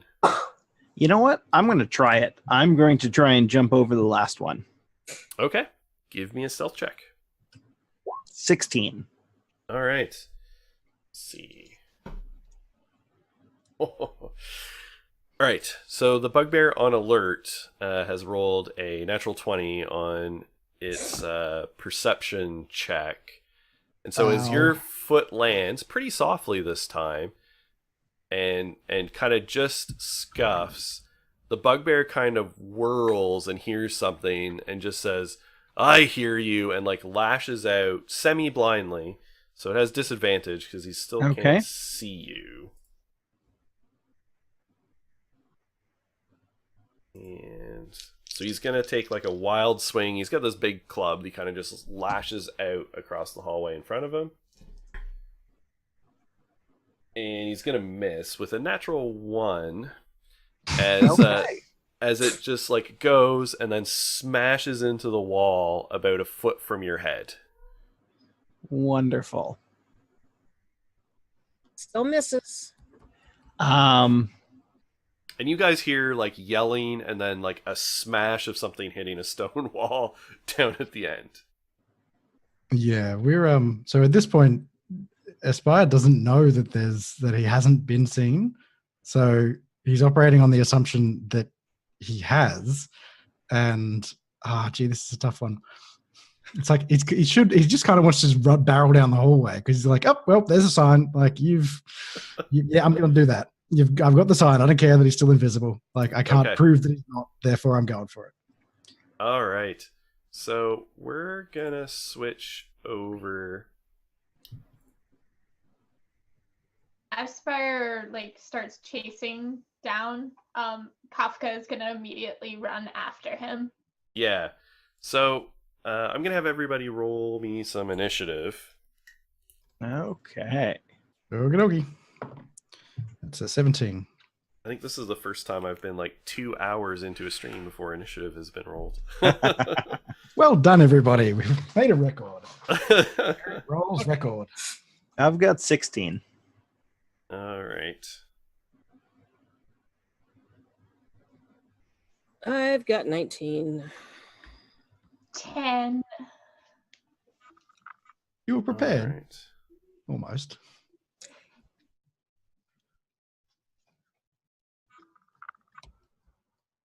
See where the bugbears go. Oh, I'm rolling 2. 16. I'm going to put them after Tolan because I think their dex is lower. My dex is 19, so Yeah. probably. Absolutely. Very much lower. All right. So what I'm going to do is put everybody except Tolan in this far range. Mm-hmm. And I mean, technically you're sort of at very far, but this is where an abstracted map and the 100 feet of movement is going to work in your favor, because you can move a category with a double move. So if you do a move and a dash, you can move from far to near, right, in one round. and you'll be able to do the same to get to close, which is where the bugbears will be. You just grab icon for bugbear.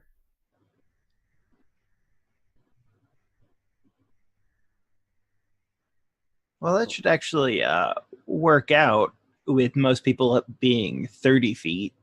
Yeah, it should work out pretty much the same. All right, there's no. I don't have purchased Roll20 assets, and there's no free bugbear, so I'm just gonna throw in a couple of goblins, and that'll work because it's close enough. Theater of the mind. Picture them as bugbears. Exactly. All right, and everywhere within close Lots of fur. is 1 turn movement anyway. So Tolan is right up in front of them. So let's see. There.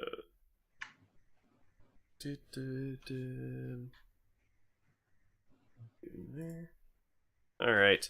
So Terrence is going to be the first to act, as Espire and Kafka, or no, sorry, Espire and Terrence, you were gonna run down the hallway as well, right? Yep. As soon as I hear that. Yep. And I ran after Espire. All right. So everyone who's running down, which Terrence and Espire are going first anyway before Tolan. So you're gonna clear, let's say 3, since I got to split these traps into 2. So you're gonna run over 3 pressure plates. But we'll go ahead and make your check for the first one, because then you can decide if you're going to change up your movement strategy at all, charging down the rest of the hallway. Sure. So I need dexterity saving throws. It's a 15. Okay. 17. All right.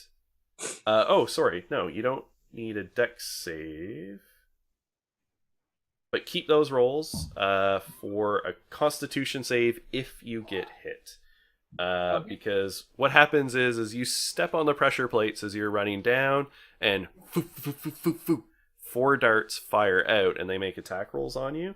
But I'm going to split up as you guys are running kind of like tight together. It's sort of like going to be 2 attacks on each of you as opposed to 4 on one or the other. All right, so on Terrence, that's going to be... Oh, they've got an absurdly high score. 14 to hit on the first one, and like a 25 to hit on the second. They both hit. Okay, so you take 4 points of piercing damage. Yeesh. So that first saving throw, as a Constitution as opposed to Dex, what would that have been total? The Constitution? Yeah, Constitution save. It still would have been, what did I say, 17? Yeah. Okay, so that would pass. But you do feel this burning sensation as it hits, and you take 5 points of poison damage. And I need you to make another Constitution saving throw for the second dart. 19. All right, and so similarly, you save for half, and that's another 5 points of poison damage. And then How much piercing damage? 4 total. And then there's 2 on Aspire. I'm in trouble. And the first one's going to be a 16 to hit, and and the second one is lower, so they go foof, and streak by. So the question is, do you guys, like, after that first one, do you basically just screw it and like keep charging down when the other ones will trigger? Oh, hell no. Okay, so Hell no. Because I am now at 14 hit points, so Okay. yeah. No, not so much. Wow. That was hitting off. I've got a couple of things in my favor here, so yeah, I'm willing to keep going. all right. So you hit the second and the third trap. Second trap, those all miss. Third trap, Miss, but then we've got a 27 That hits. and 19. Both hit. Okay. So that's 4 points of piercing damage, and I need to make 2 Constitution saving throws. I've got heavy armor master, so I can take 3 off that 4, leaving it at 1. Is that right? Yes, perfect. Cool. So that's just 43. And 2 con saves. 2 con saves. First is 17. Second is 7. No, 10. 17 and 10. Okay, so one saves and the other doesn't, so it'll be 15 points of poison damage. Ooh, okay, gonna do math on that one. Thank you. All right, and so yeah, so you use your movement and a bonus to dash. Terrence, where you like held up, sort of after the first one, if you want to take an action, you can. Okay. I have my crossbow, so I'm going to fire the crossbow at one of the bugbears. I'm assuming I can see them? I'm within Perfect. 60 feet? Yeah, absolutely. Okay. Yeah. Once I realized I'm getting like stabbed 8 ways to Sunday, I'm done. So I'm going to fire my crossbow. That. Come here.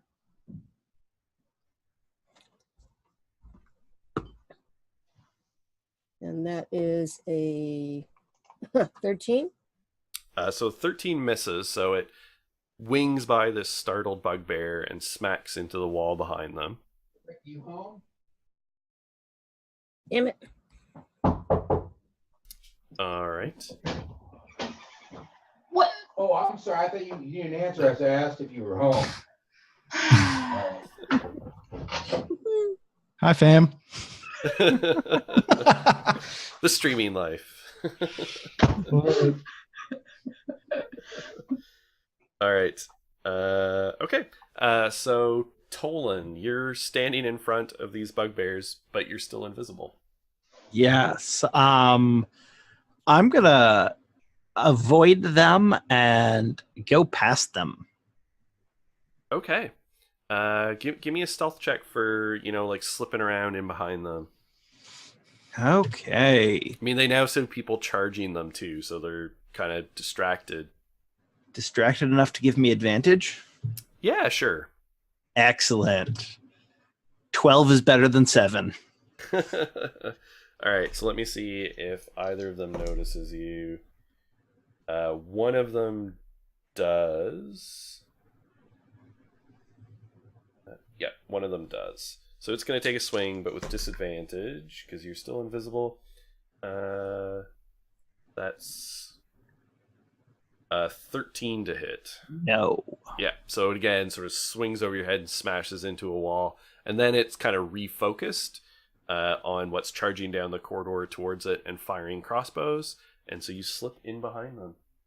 Okay, I would like to continue on with what I was planning on doing to see All right. what's now coming our way.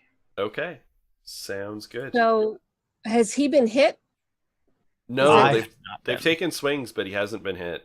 Okay. Because as soon as he gets hit, he's going to lose the invisibility. Yeah. So, okay.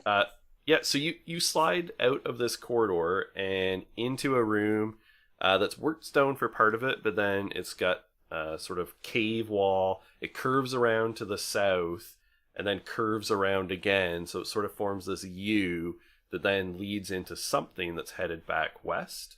But in this room, there's a lot of lanterns hanging around.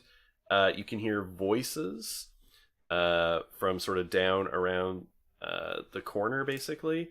And there's like lots of crates and barrels as a crate and barrel and cots and things like that in the room. So this actually seems like you're now entering an encampment. Okay. right. Yeah, I think I'm going to just kind of try and put myself between the two bugbears and this encampment and just wait and see if something comes charging, and I will hit it with my quarterstaff if it does. Okay, perfect. So it's the bugbear's turn. Let's see here.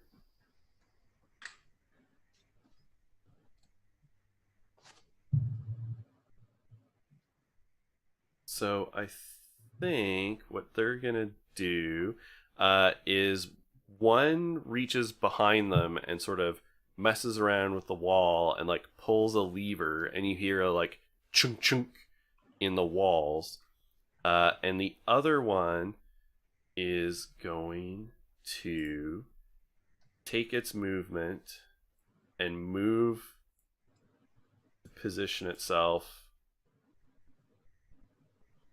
in the hallway close to Espire. Is it gonna have to go over the pressure plates? It would, but the other one did something in the wall and nothing seems to happen when it crosses over that pressure plate that was right in front of it. You saw it reach in and like pull a lever that was like cleverly hidden in the wall, so you're pretty sure it disarmed the pressure plates. Okay. That would have been really handy a while back. Yeah. So it spends its movement. It does the same thing, right? It needs to move and dash to sort of get all up in Idris's or Espire's face. I don't know why I keep saying Idris. Espire's face. Oh, whatever you want. As long as I can stab things. And it's Kafka's turn. Oh, okay. So I presume I've seen my companions get hit by these things. Yes. Okay. I am going to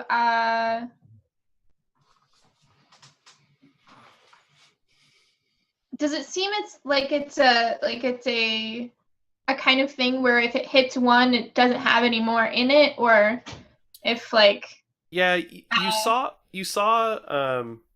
when Espire charged across each of them that like 4 like puffs basically from the wall sort of stacked on top of each other like fired out, and until just a minute ago when you saw one of the bugbears do something behind it and like heard something in the walls, you hadn't heard any sort of like reloading mechanisms or anything like that. So but you don't know what this like chunk was when it pulled a lever. Right. Okay. So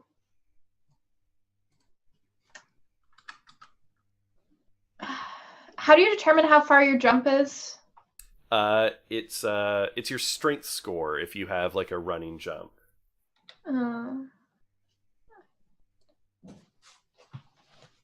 I don't know if I have a running jump. Well, so your running jump, like if you just like if you run 10 feet and then jump, then it's your strength score. Yeah, and you did. Okay. You saw where the things got activated, so you know where the pressure plates are now. Okay, perfect. Then I think I'm just gonna jump over the first one, and that's my strength score is 16. So. Okay. Yeah. Yeah. So, and then is that going to put me into near, or do I have to jump over another one? Yeah, so now you know where they are, like jumping. I'm not going to like do a whole bunch of stuff with like that reducing your movement. So the same thing, if you take the dashing option, then you can get into the near. Okay. Yeah.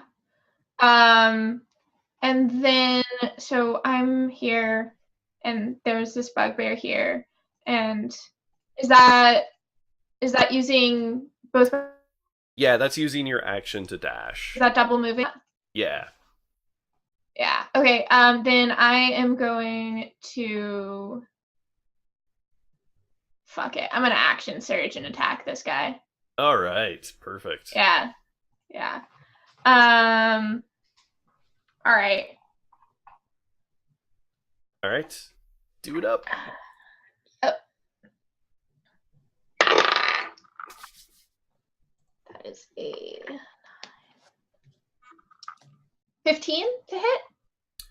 So 15 misses, but just barely. Like it sort of just swings its shield up and just manages to catch your blow on its shield. Okay. Well, anytime I take the attack action, I get to do it twice. So yeah, that next one almost definitely hits. That's a 23. Absolutely. Okay. And 9 damage. All right. All right, so your blow cleaves into it this time, sends it stumbling sideways a little bit, it spits out some blood, hefts its shield and weapon, sort of is pivoting between you and Espire and just growling. You can see it's got a logo on its chest of a circle, a black circle with 10 radiating spokes coming out of it. All right, we are back around to Terrence. Okay, so after she gets hit, goddamn motherfucking son of a bitch. So I am going to. I have a. Here's a weird thing because you said we could have one weird thing when we set ourselves up. So I have something that is called the Bag of Tricks. Oh yes. Yes. I considered taking that.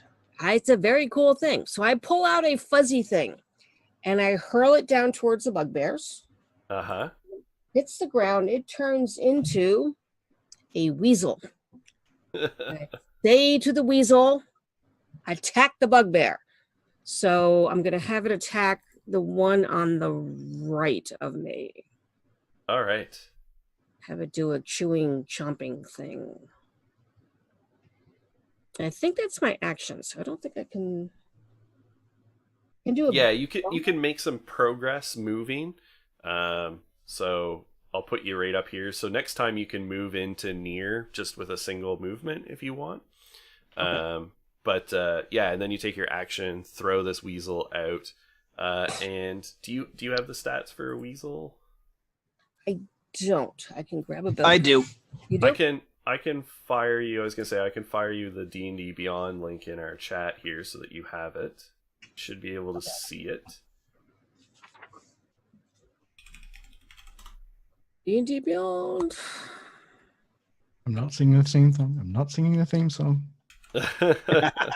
Monsters, so it's official. Yep. All right. So I just put it in our Zoom chat there.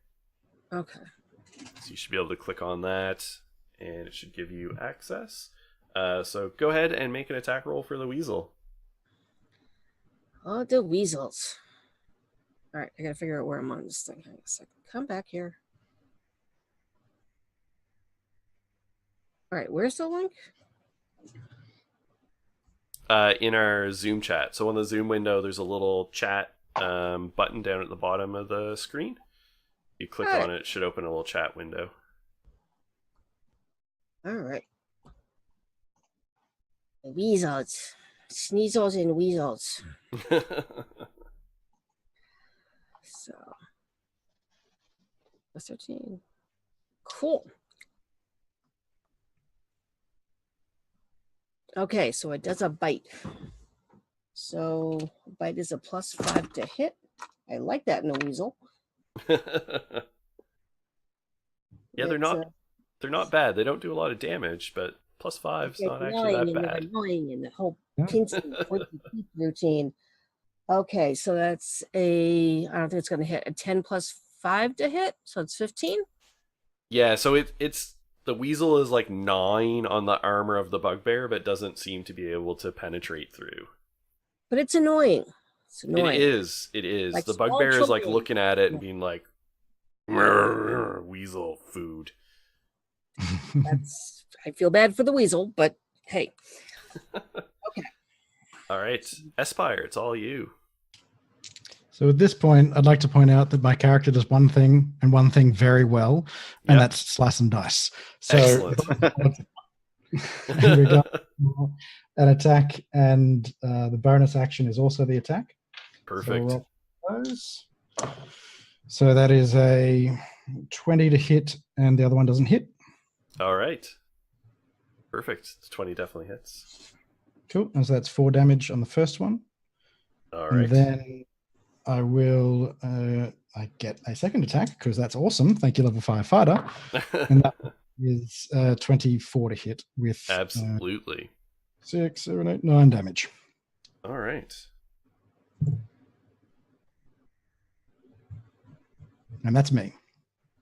Unless All he's right, dead, in which case I'll move. He is not dead, but he's looking pretty cut up. You are like reaching over his guard, stabbing and slicing and dicing. His armor is in tatters. He's bleeding heavily, and does not look good. And he, in fact, yells something back to his companion to the effect of, "Oh, these guys are tough." Nice. And so then we'll be back around to Tolan, who is like standing behind this, sort of behind and between this other bugbear. Yeah. So I'm not hearing anything coming our way, correct? Not yet. No. Okay. So I think it's time for invisibility to end Mhm. with some cracks from my quarterstaff. Excellent. And I believe on my first attack that count as a surprise with advantage. Absolutely. Excellent. Let me double check my modifier. Wonderful. So that's an 18 to hit. An with 18 advantage. hits. Wonderful. And I do a D8 plus 4. That's 11 points of damage on the first Ooh. hit. That is, yeah, your quarterstaff cracks it in the back of the head, and the bugbear just roars in pain. Okay, and then the second attack with the quarterstaff, that's going to be a 24 to hit Oh, yes. and 6 damage. All right. So the next one sort of catches it just as it's turning around to look behind it and see you as you just sort of shimmer into existence, and the quarterstaff butt catches it, oof, right in the stomach, and it's not looking so hot either. Wonderful. I'm going to punch it. Excellent. 12, so no. Yeah, so that time sort of you punch and it like catches, well, it doesn't catch your fist. It sort of punches your fist with the shield and sort of bounces your hand off. And then he's going to follow it up with his Morning Star.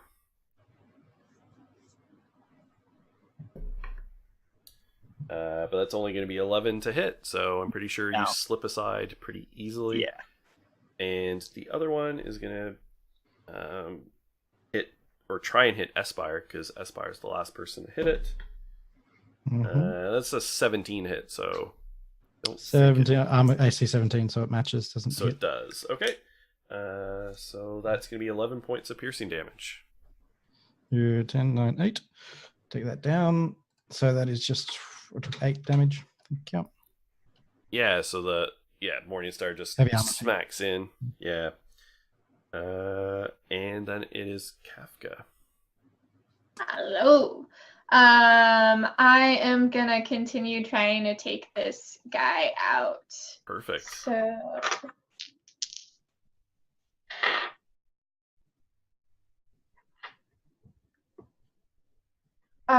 11 on the first attack. Mm-hmm. And 13 on the second.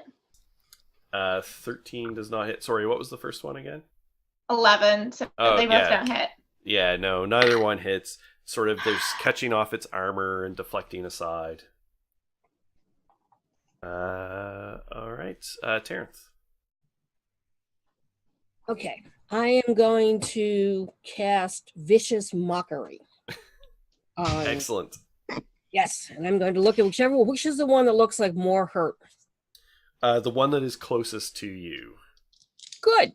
So, because I'm really irritated, I'm going to say, your mother was a hamster and your father smells of elderberries. Excellent. Wisdom save? Yeah.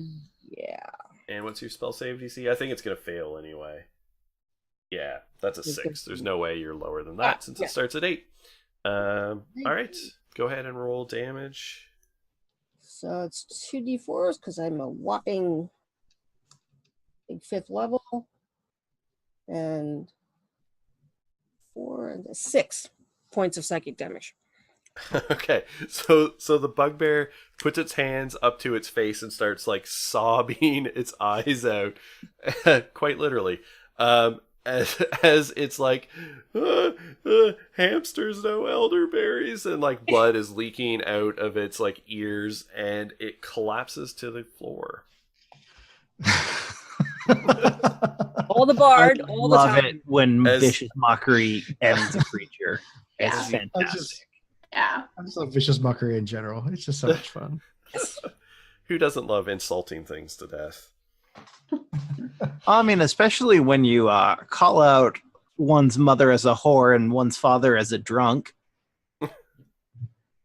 Hamster and okay.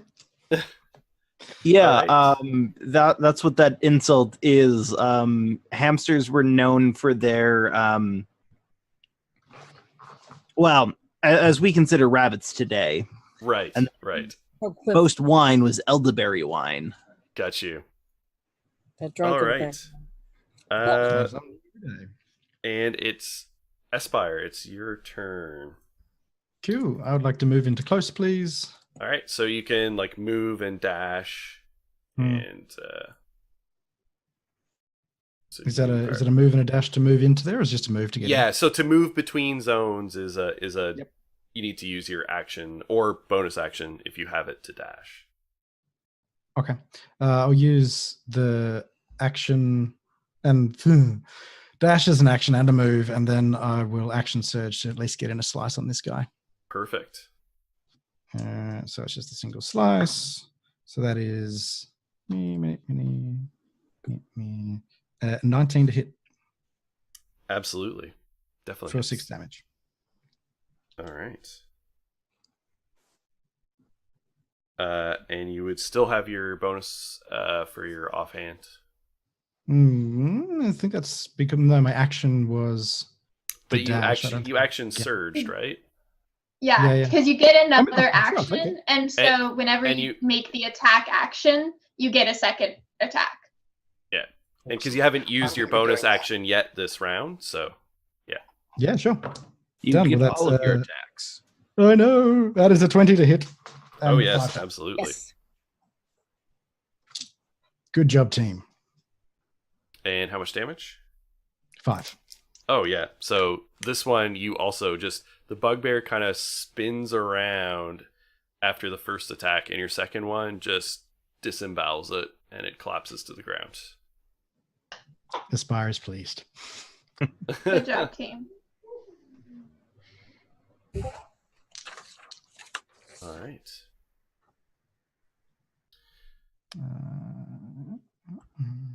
So Okay. So Tolan, you know that sort of, basically the encampment is like just around this corner. Yeah, and I'm gonna look at Aspire and say, the camp's real close, just right around. I'm actually really surprised that we didn't have other visitors. The Aspire will just grab that disemboweling sword and just wipe it on his arm, and he'll be like, "I am too." Slide either in because this is kind of like his element now. Like this is his world. Yeah. And so he's So how many people are in the camp? yeah. I didn't get that far. Let's go find out, though. I'm happy to do that. Move a little bit stealthy like. Try All some right. stuff. Actually, before we do that, I'm just going to reach into the wall and turn back on the traps just in Okay. case something decides to come through after us. All right. And you hear a like chunk chunk. So you hear some like things happening in the walls, and you think that you rearm the traps, but it's also reloading the ones that had been fired. Okay. And hopefully you wait till our other two companions join us before you do that. I'm assuming. I don't know. I mean, it's always fun to see people dance, but yes, always. All right. And so, yes, anyone who is going to sort of approach stealthily to be able to see what's going on can go ahead and give me a stealth check. But I'm not sure. Got what's 12 again. Okay. Can't be worse than a 12. Can be worse than a 12. It's a 9. All right. So you're trying to be quiet. You're tiptoeing around, like, debris and things like that are in the room to, like, peek around the corner. And you see a large campfire in sort of the middle of the room when, like, you peek around the corridor. There are 8 armed individuals, but there are 7, like, thugs, basically, in leather armor with, like, short swords and stuff. And they're all looking directly at you. Of course. And there is a drow behind them, although he has been partially transformed. You can actually see that his face has been partially transformed with spider-like features. He has 8 red arachnid eyes as opposed to 2 humanoid ones, and a mouth full of fangs. And you can see on his bare skin, on his scrawny limbs, he's got sort of bristly black hairs that are sprouting out of his skins. And you just hear him say, "Oh, adventurers, come here and play." Oh, Aspire hates spiders. Spiders. Why did it have to be spiders? Spiders. But then he says, why don't you all 4 of you, come and join us? Let us talk like civilized people. And you said there are a couple of bugbears in the room as well? Nope. No, just the drow? Okay. No, thugs. The other Thugs. The other 7 are thugs. Yeah, sorry. Okay. I will lean over to Aspire and say, 8 on 4. I think we can take them. I'll take the half on the left. Okay, and I'll go after the half on the right. And I'm going to cast Cloud of Daggers at 3rd level at the spider drow thing is going. I really hate spiders. Yeah. So. All right. So let me just reset. I hate spiders. I do hate spiders for reasons related to hating surprise darkness. Please don't have this thing cast darkness. That would just be mentally cruel. Well, I could. Yeah. Look, you're the DM, man. You do what you need to.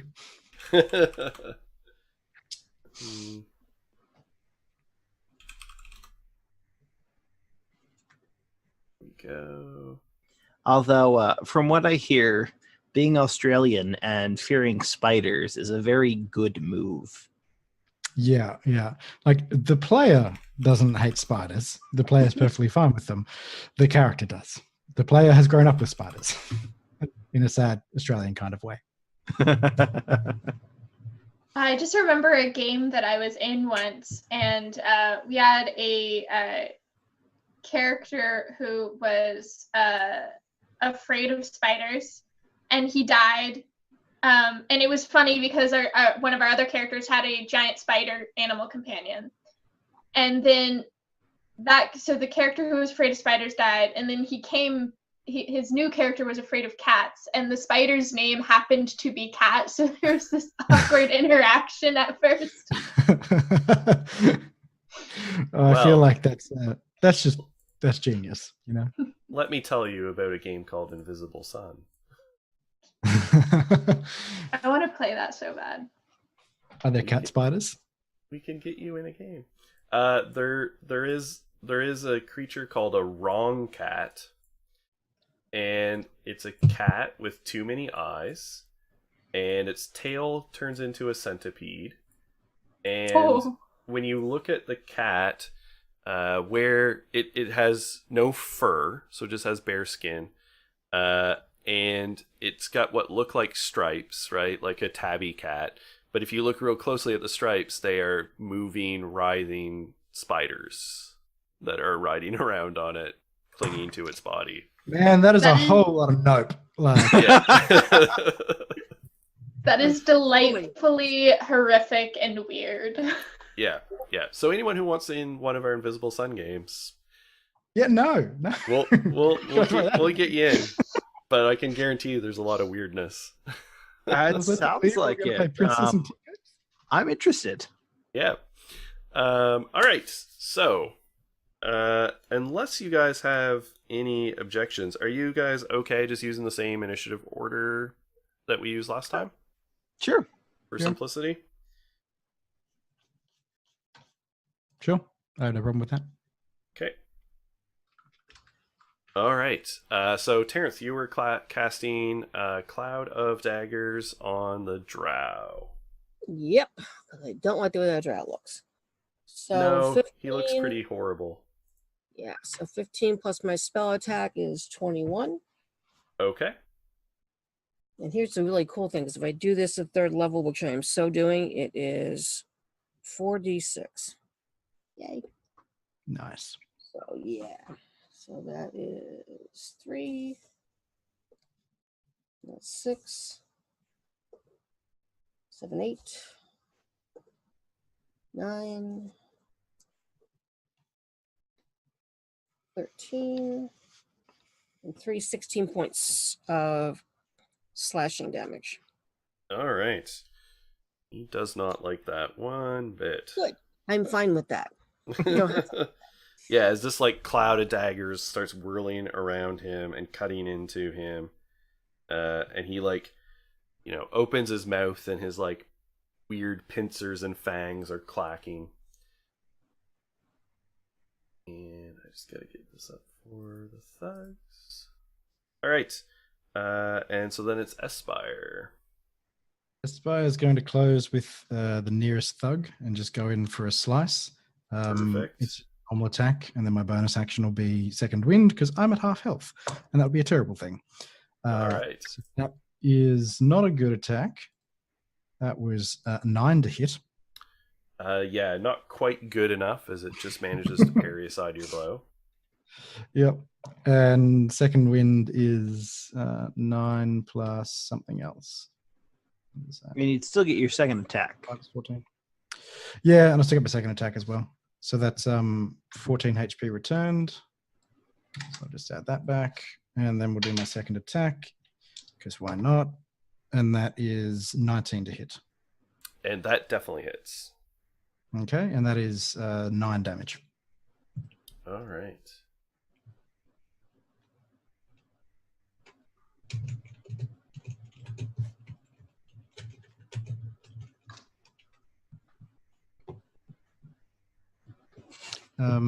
If that hit as well, I might expend a superiority dice and just do sweeping attack, which is another creature within 5 foot of the original and within my reach, equal to the number you roll on the superiority die. Perfect. So another thug. I'm just kind of attacking what I can. So that is 3 damage to that additional player monster Okay. thing. Perfect. Yeah, so you strike and then sort of spin around and sort of extend out a little bit further and catch an additional one. Perfect. Tolan. I'm gonna go up to one of the thugs, and I'm gonna start wailing on it. Perfect. 14 to hit. 14 hits. Excellent.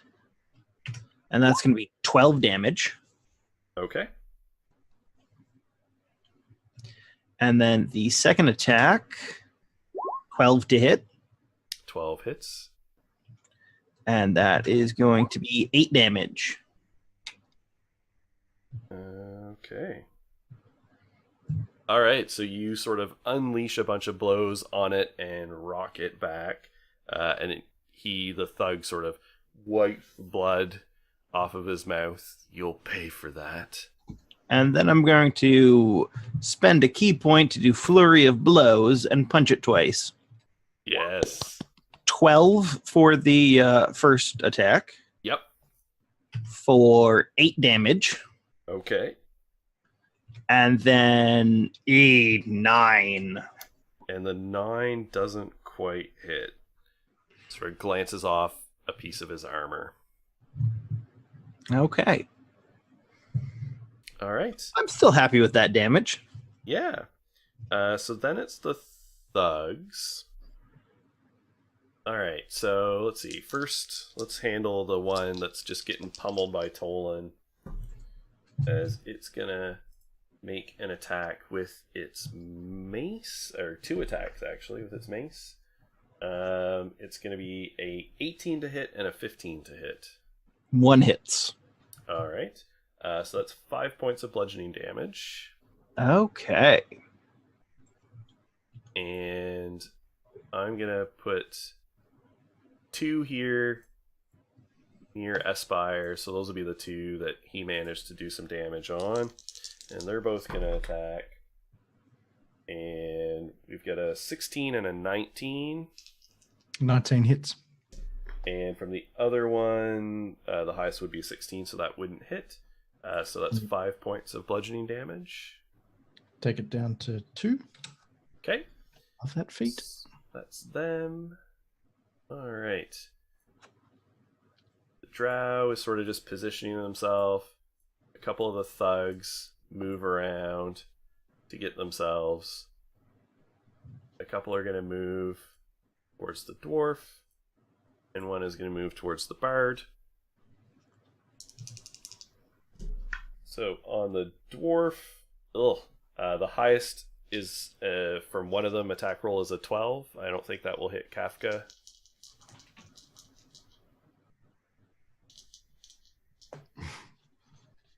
Nope. Morgan, What? the highest attack roll on you was a 12. That doesn't Yeah, hit no. Kafka, right? No, Okay. no. My armor class is 18. Okay, and the other ones roll a 4 and a 2, so they do even worse. So these like 2 inept thugs, Larry and Larry, are coming up and like swinging maces at you and like not even coming close. Mm-hmm. All right, and then Terrence one is coming up to swing at you, and definitely misses because the highest is an 8. Totally missed. All right, and okay, and the drow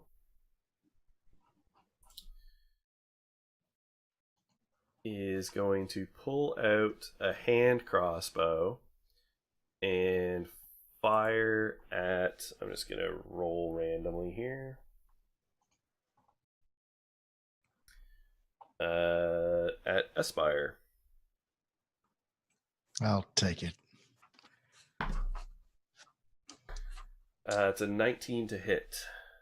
Oh, boy, does that hit. So it does 7 points of piercing damage. I'll take that down to 4. And I need to make a Constitution saving throw. That is a 11.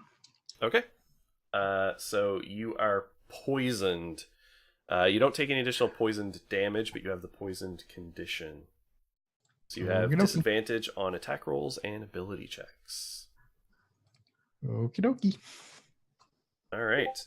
And then it's Kafka. Okay, let's hit Larry 1. Okay, does a 16 hit? It absolutely does. They're not Okay. heavy armored.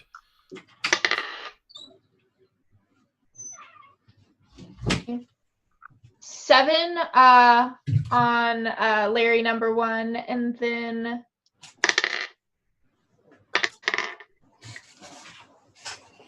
13 on Larry number 2. All right. All right, so 2 big whacks. Larry and Larry look totally surprised by this dwarf just smashing into them. And we're back around to Terrence.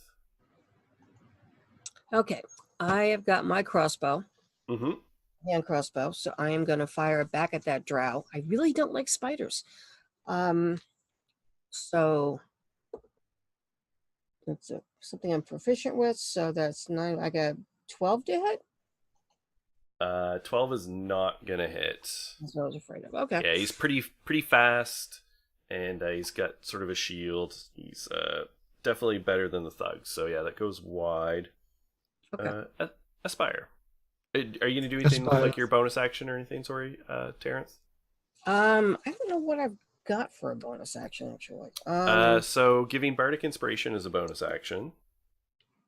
So yeah, I'm gonna bardically inspire. Who's up close? Who's the closest in terms of bodies? Just bardic Basically, inspiration. all of your companions are up in melee. Okay, I'm gonna throw at Espire because he can do, I think, the most damage. So I'm Well, gonna the throw me at or bardic. Kafka, but I'm currently poisoned, which means I'm at disadvantage. Yeah, so you need to, I provide think, advantage. so I'm gonna fire it at you because you're sick. That'll just cancel it out. No, so it's a dice roll you're adding on. So it's a D8 for a 5th level bard. Okay. So what's that for damage? Over hit. Yeah, to hit. So you'll roll with disadvantage, but then you can add that, but you only get it the once. Ah, right. Okay. So I can choose when to use it. You can choose when to use it. Yeah. Right. Okay. Cool. Thanks. All right. And then then it is your turn. Okay. So I'm going to roll my d20s for disadvantage. So I'm going for the 2 in front of me, or just choose one as my primary target. Sure. The one that's the most damaged. So at disadvantage. Oh, nice. So at disadvantage, that is 23 to hit. Oh wow, yeah. Yeah, it was an 18 and a 17, and I'm like, yeah, I'll take either of those. For 6 damage. Okay. Then it would be bonus action attack. Yep. So, well, yeah, that sucks. So that is 15 to hit. A 15 hits. Ah, cool, for 9 damage. All right. Is that thing still alive? No. Am I So thinking- that time, yeah, your follow up with the bonus just rammed home, and he gurgling goes down. Nice. Okay. The second attack for my sweet level 5 goes to the guy beside him. So that that disadvantage is a 10. 10 just barely misses. Okay. And then it's All right. bonus on that one as well. So I think that's- you only get the Oh. one bonus. Oh yeah, because I didn't do the bonus. Yep. Getting confused. Job done. So that is me. Yeah, I don't want to do anything else. Okay, perfect. But that is one down. Tolan. Okay. Let's repeat the last verse. So 15 to hit Oh yes, with the absolutely. quarterstaff for 10 damage. All right, so that guy goes down. Okay. And then I'm going to rush over and take the guy attacking our bard. Okay, and I think you should actually be able to move your token. Yes. There you go. All right. Okay. Are we going to do flanking with this or no? I do not run with flanking. Okay. But I do, and I guess I never brought this up. I do often, like, if you give me a crazy idea that involves some kind of check, like you're gonna parkour off a wall and make an acrobatics check. If you succeed, you'll get advantage on your attack. If you fail, you'll like waste and not get your attack. But I do often let people do that kind of thing. Wonderful. I'm not going to this time, but I'm glad to know about it. All right. So 12 to hit with the quarterstaff for a second time Oh yes, absolutely. for 7 points of damage. Okay. And then, you know what? I'm going to flurry of blows again. Perfect. 15 to hit for 5 damage. Ouch. That's minimum. Okay. And then my second punch, 12 to hit Mm-hmm. and 8 points of damage. Nice. All right. That guy's not looking very good at all as you just like pummel all the weak spots, and yeah. All right, it is their turn. So that one's gonna take a strike at you with the mace, and it's a 16 and a dirty 20. 16 misses, 20 hits. Okay, so it hits for 5 points of bludgeoning damage. Okay. Over on Kafka, Yes. we've got a 13 and a 21. 21 hits. And then we've got no, that one's a 14. So just the 21, so that's 5 points of bludgeoning damage. I'm going to yell over, come on, Larry, you can do better than that. And on, They have names now? Oh, right. Larry 1 and Larry 2. Oh, right. It's on, like, Aspire's like, I typically don't name my victims, but yeah, sure. Larry it is. so on Espire, we've got a miss and a dirty 20. Okay, the dirty 20 hits. So that'd be 5 points of bludgeoning. Cool, I'll take that down to 2. And And- can I use riposte? So that is Yeah, absolutely. creature misses melee attack, use your reaction, expend 1 superiority die to make a melee weapon attack against it. So I will try to beat him down again. That was a waste of a dice. That was a 9 to hit. Yeah, so just misses. Well, you could use your Bardic Inspiration. You You only do. have it for a few minutes.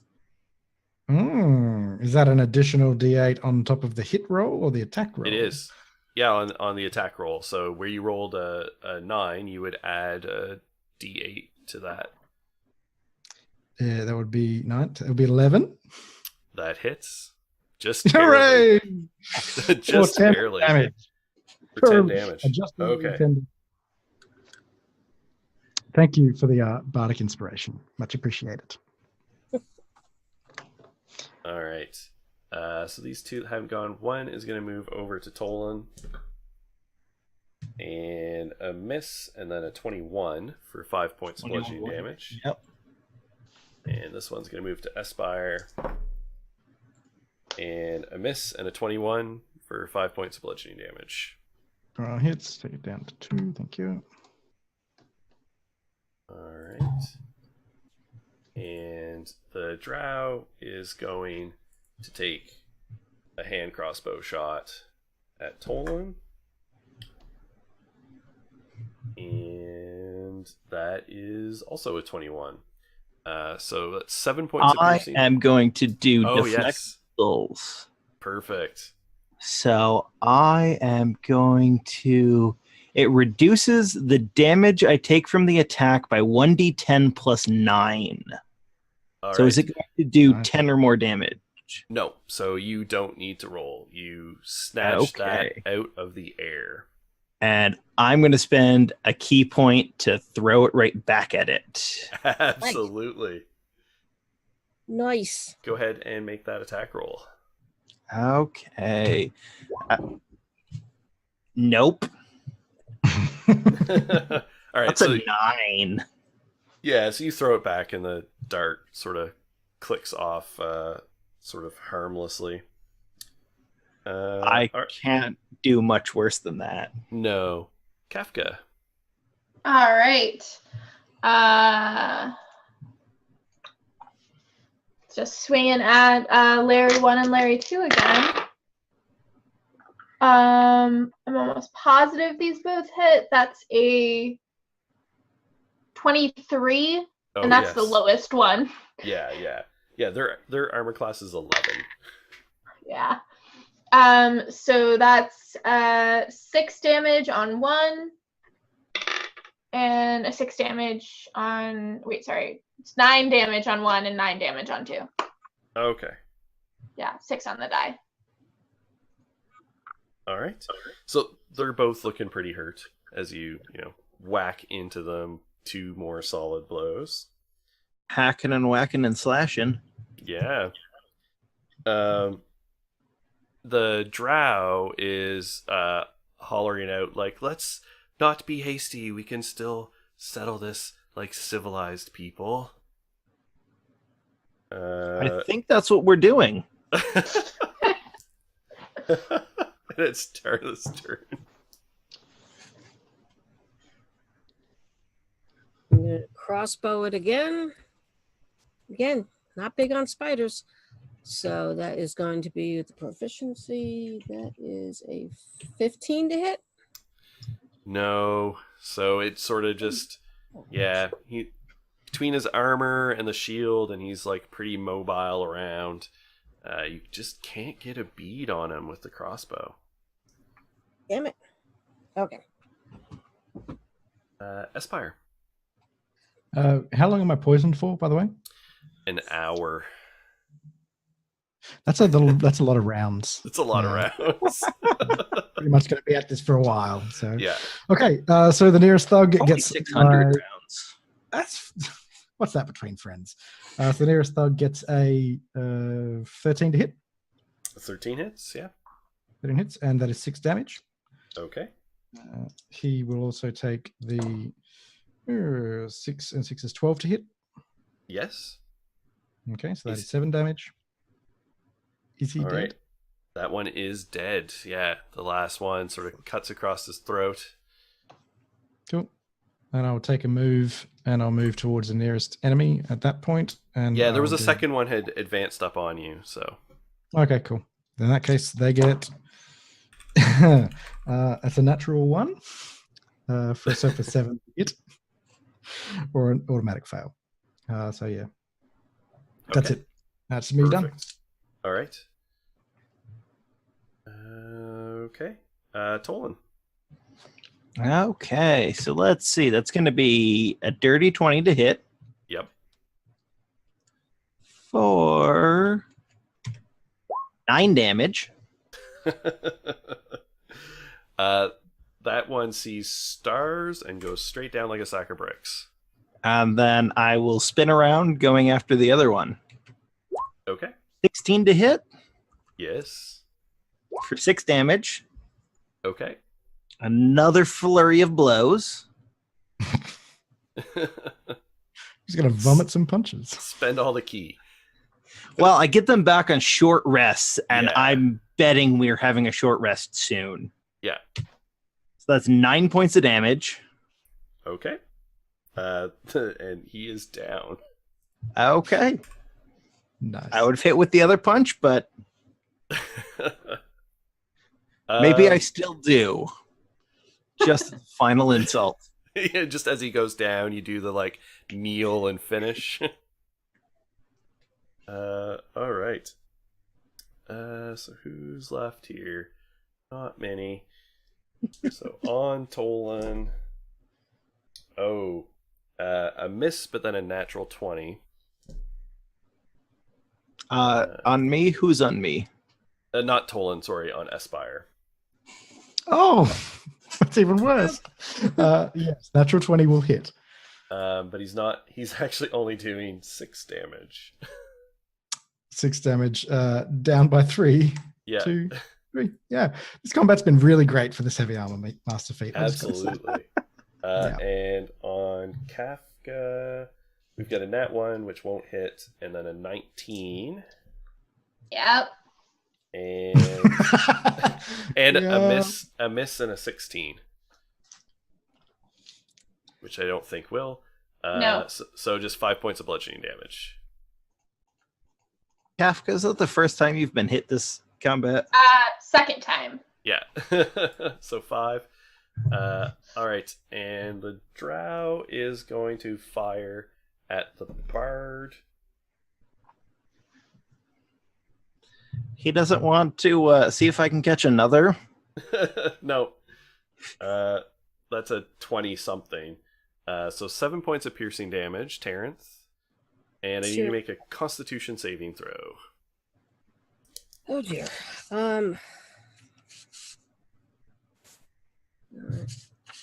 Constitution saving throw? Yeah.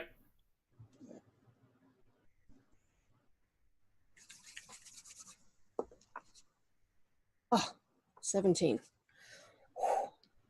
All right. Thank God. Because I'm now down to 7 points. So I'm in trouble. All right. All right. Yes. No problem. All right. Kafka.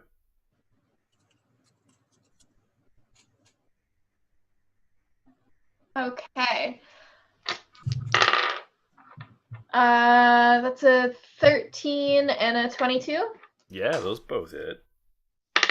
Okay. 11 damage and 13 damage. All right. So there is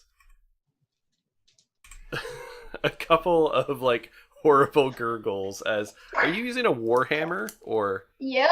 Yeah. So you're like smashing in skulls, and they are dropping like flies. So there's one left, and the drow is basically like, wait.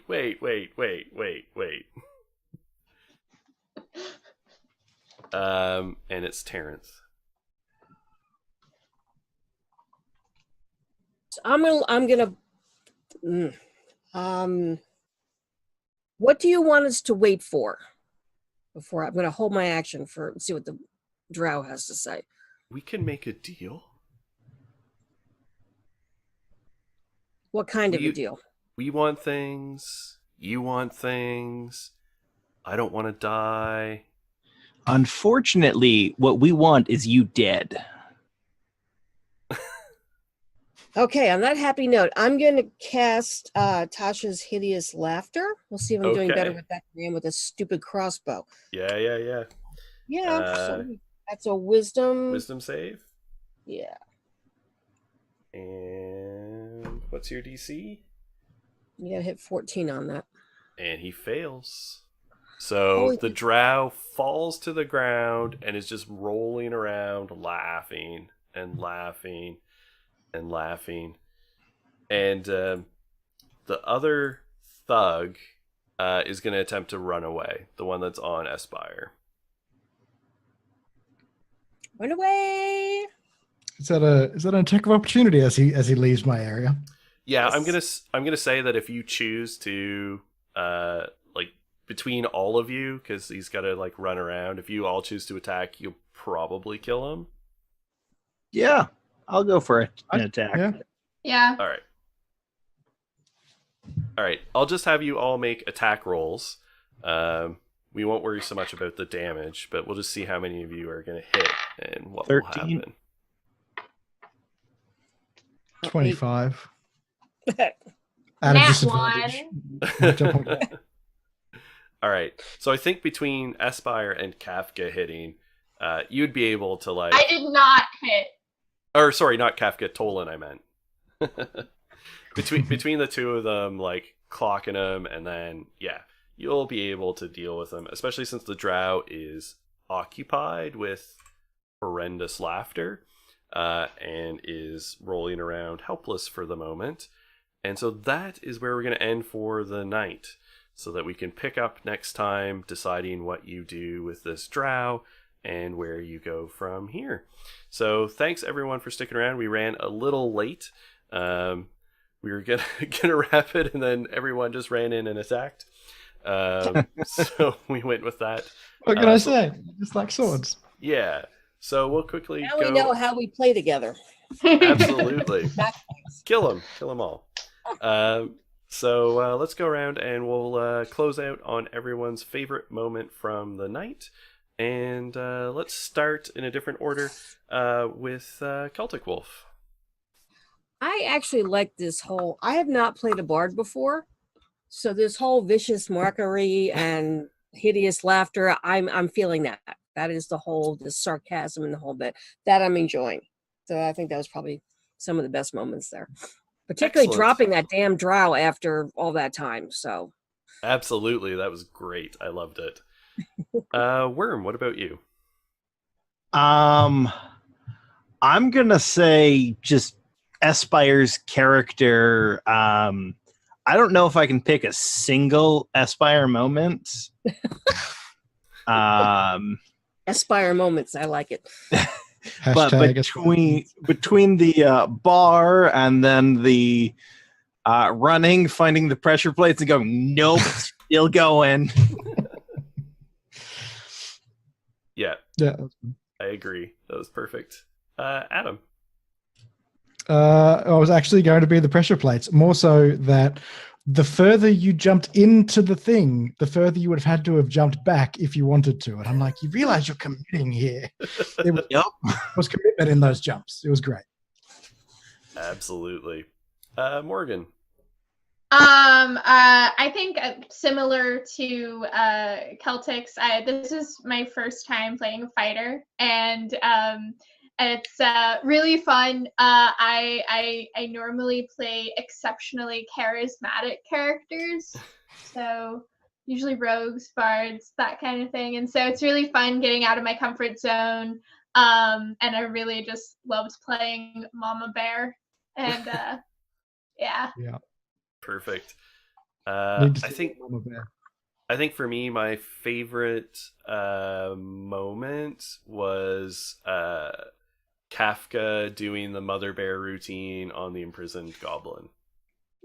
I think that was on brand for my games, to make someone suckered into a whole lot of sympathy for a pathetic goblin. Absolutely. All right, so thanks everyone for tuning in on this different time slot. Tune in for the rest of the week. Follow us on Twitter. We've got all kinds of announcements about the games we're running, but Monday this week and then Saturday will be our main games. And I think that's pretty much it for me. Do any of you have any announcements, streaming channels, anything like that you want to shout out? Yeah. I stream on my Twitch channel, Wayworn Worm. It's tomorrow night at 6:30, so not too long after this stream started. Mm-hmm. So if you guys want to join in, I've got a group going through the jungles of Chult. Okay, great. Cool. Excellent. All right. And anybody else? No? Not All this right. week. You've got all our social media handles. You know where to follow us. Follow all these players. It's been great. And I will see all of you folks soon. Night, everybody. Good night. Okay.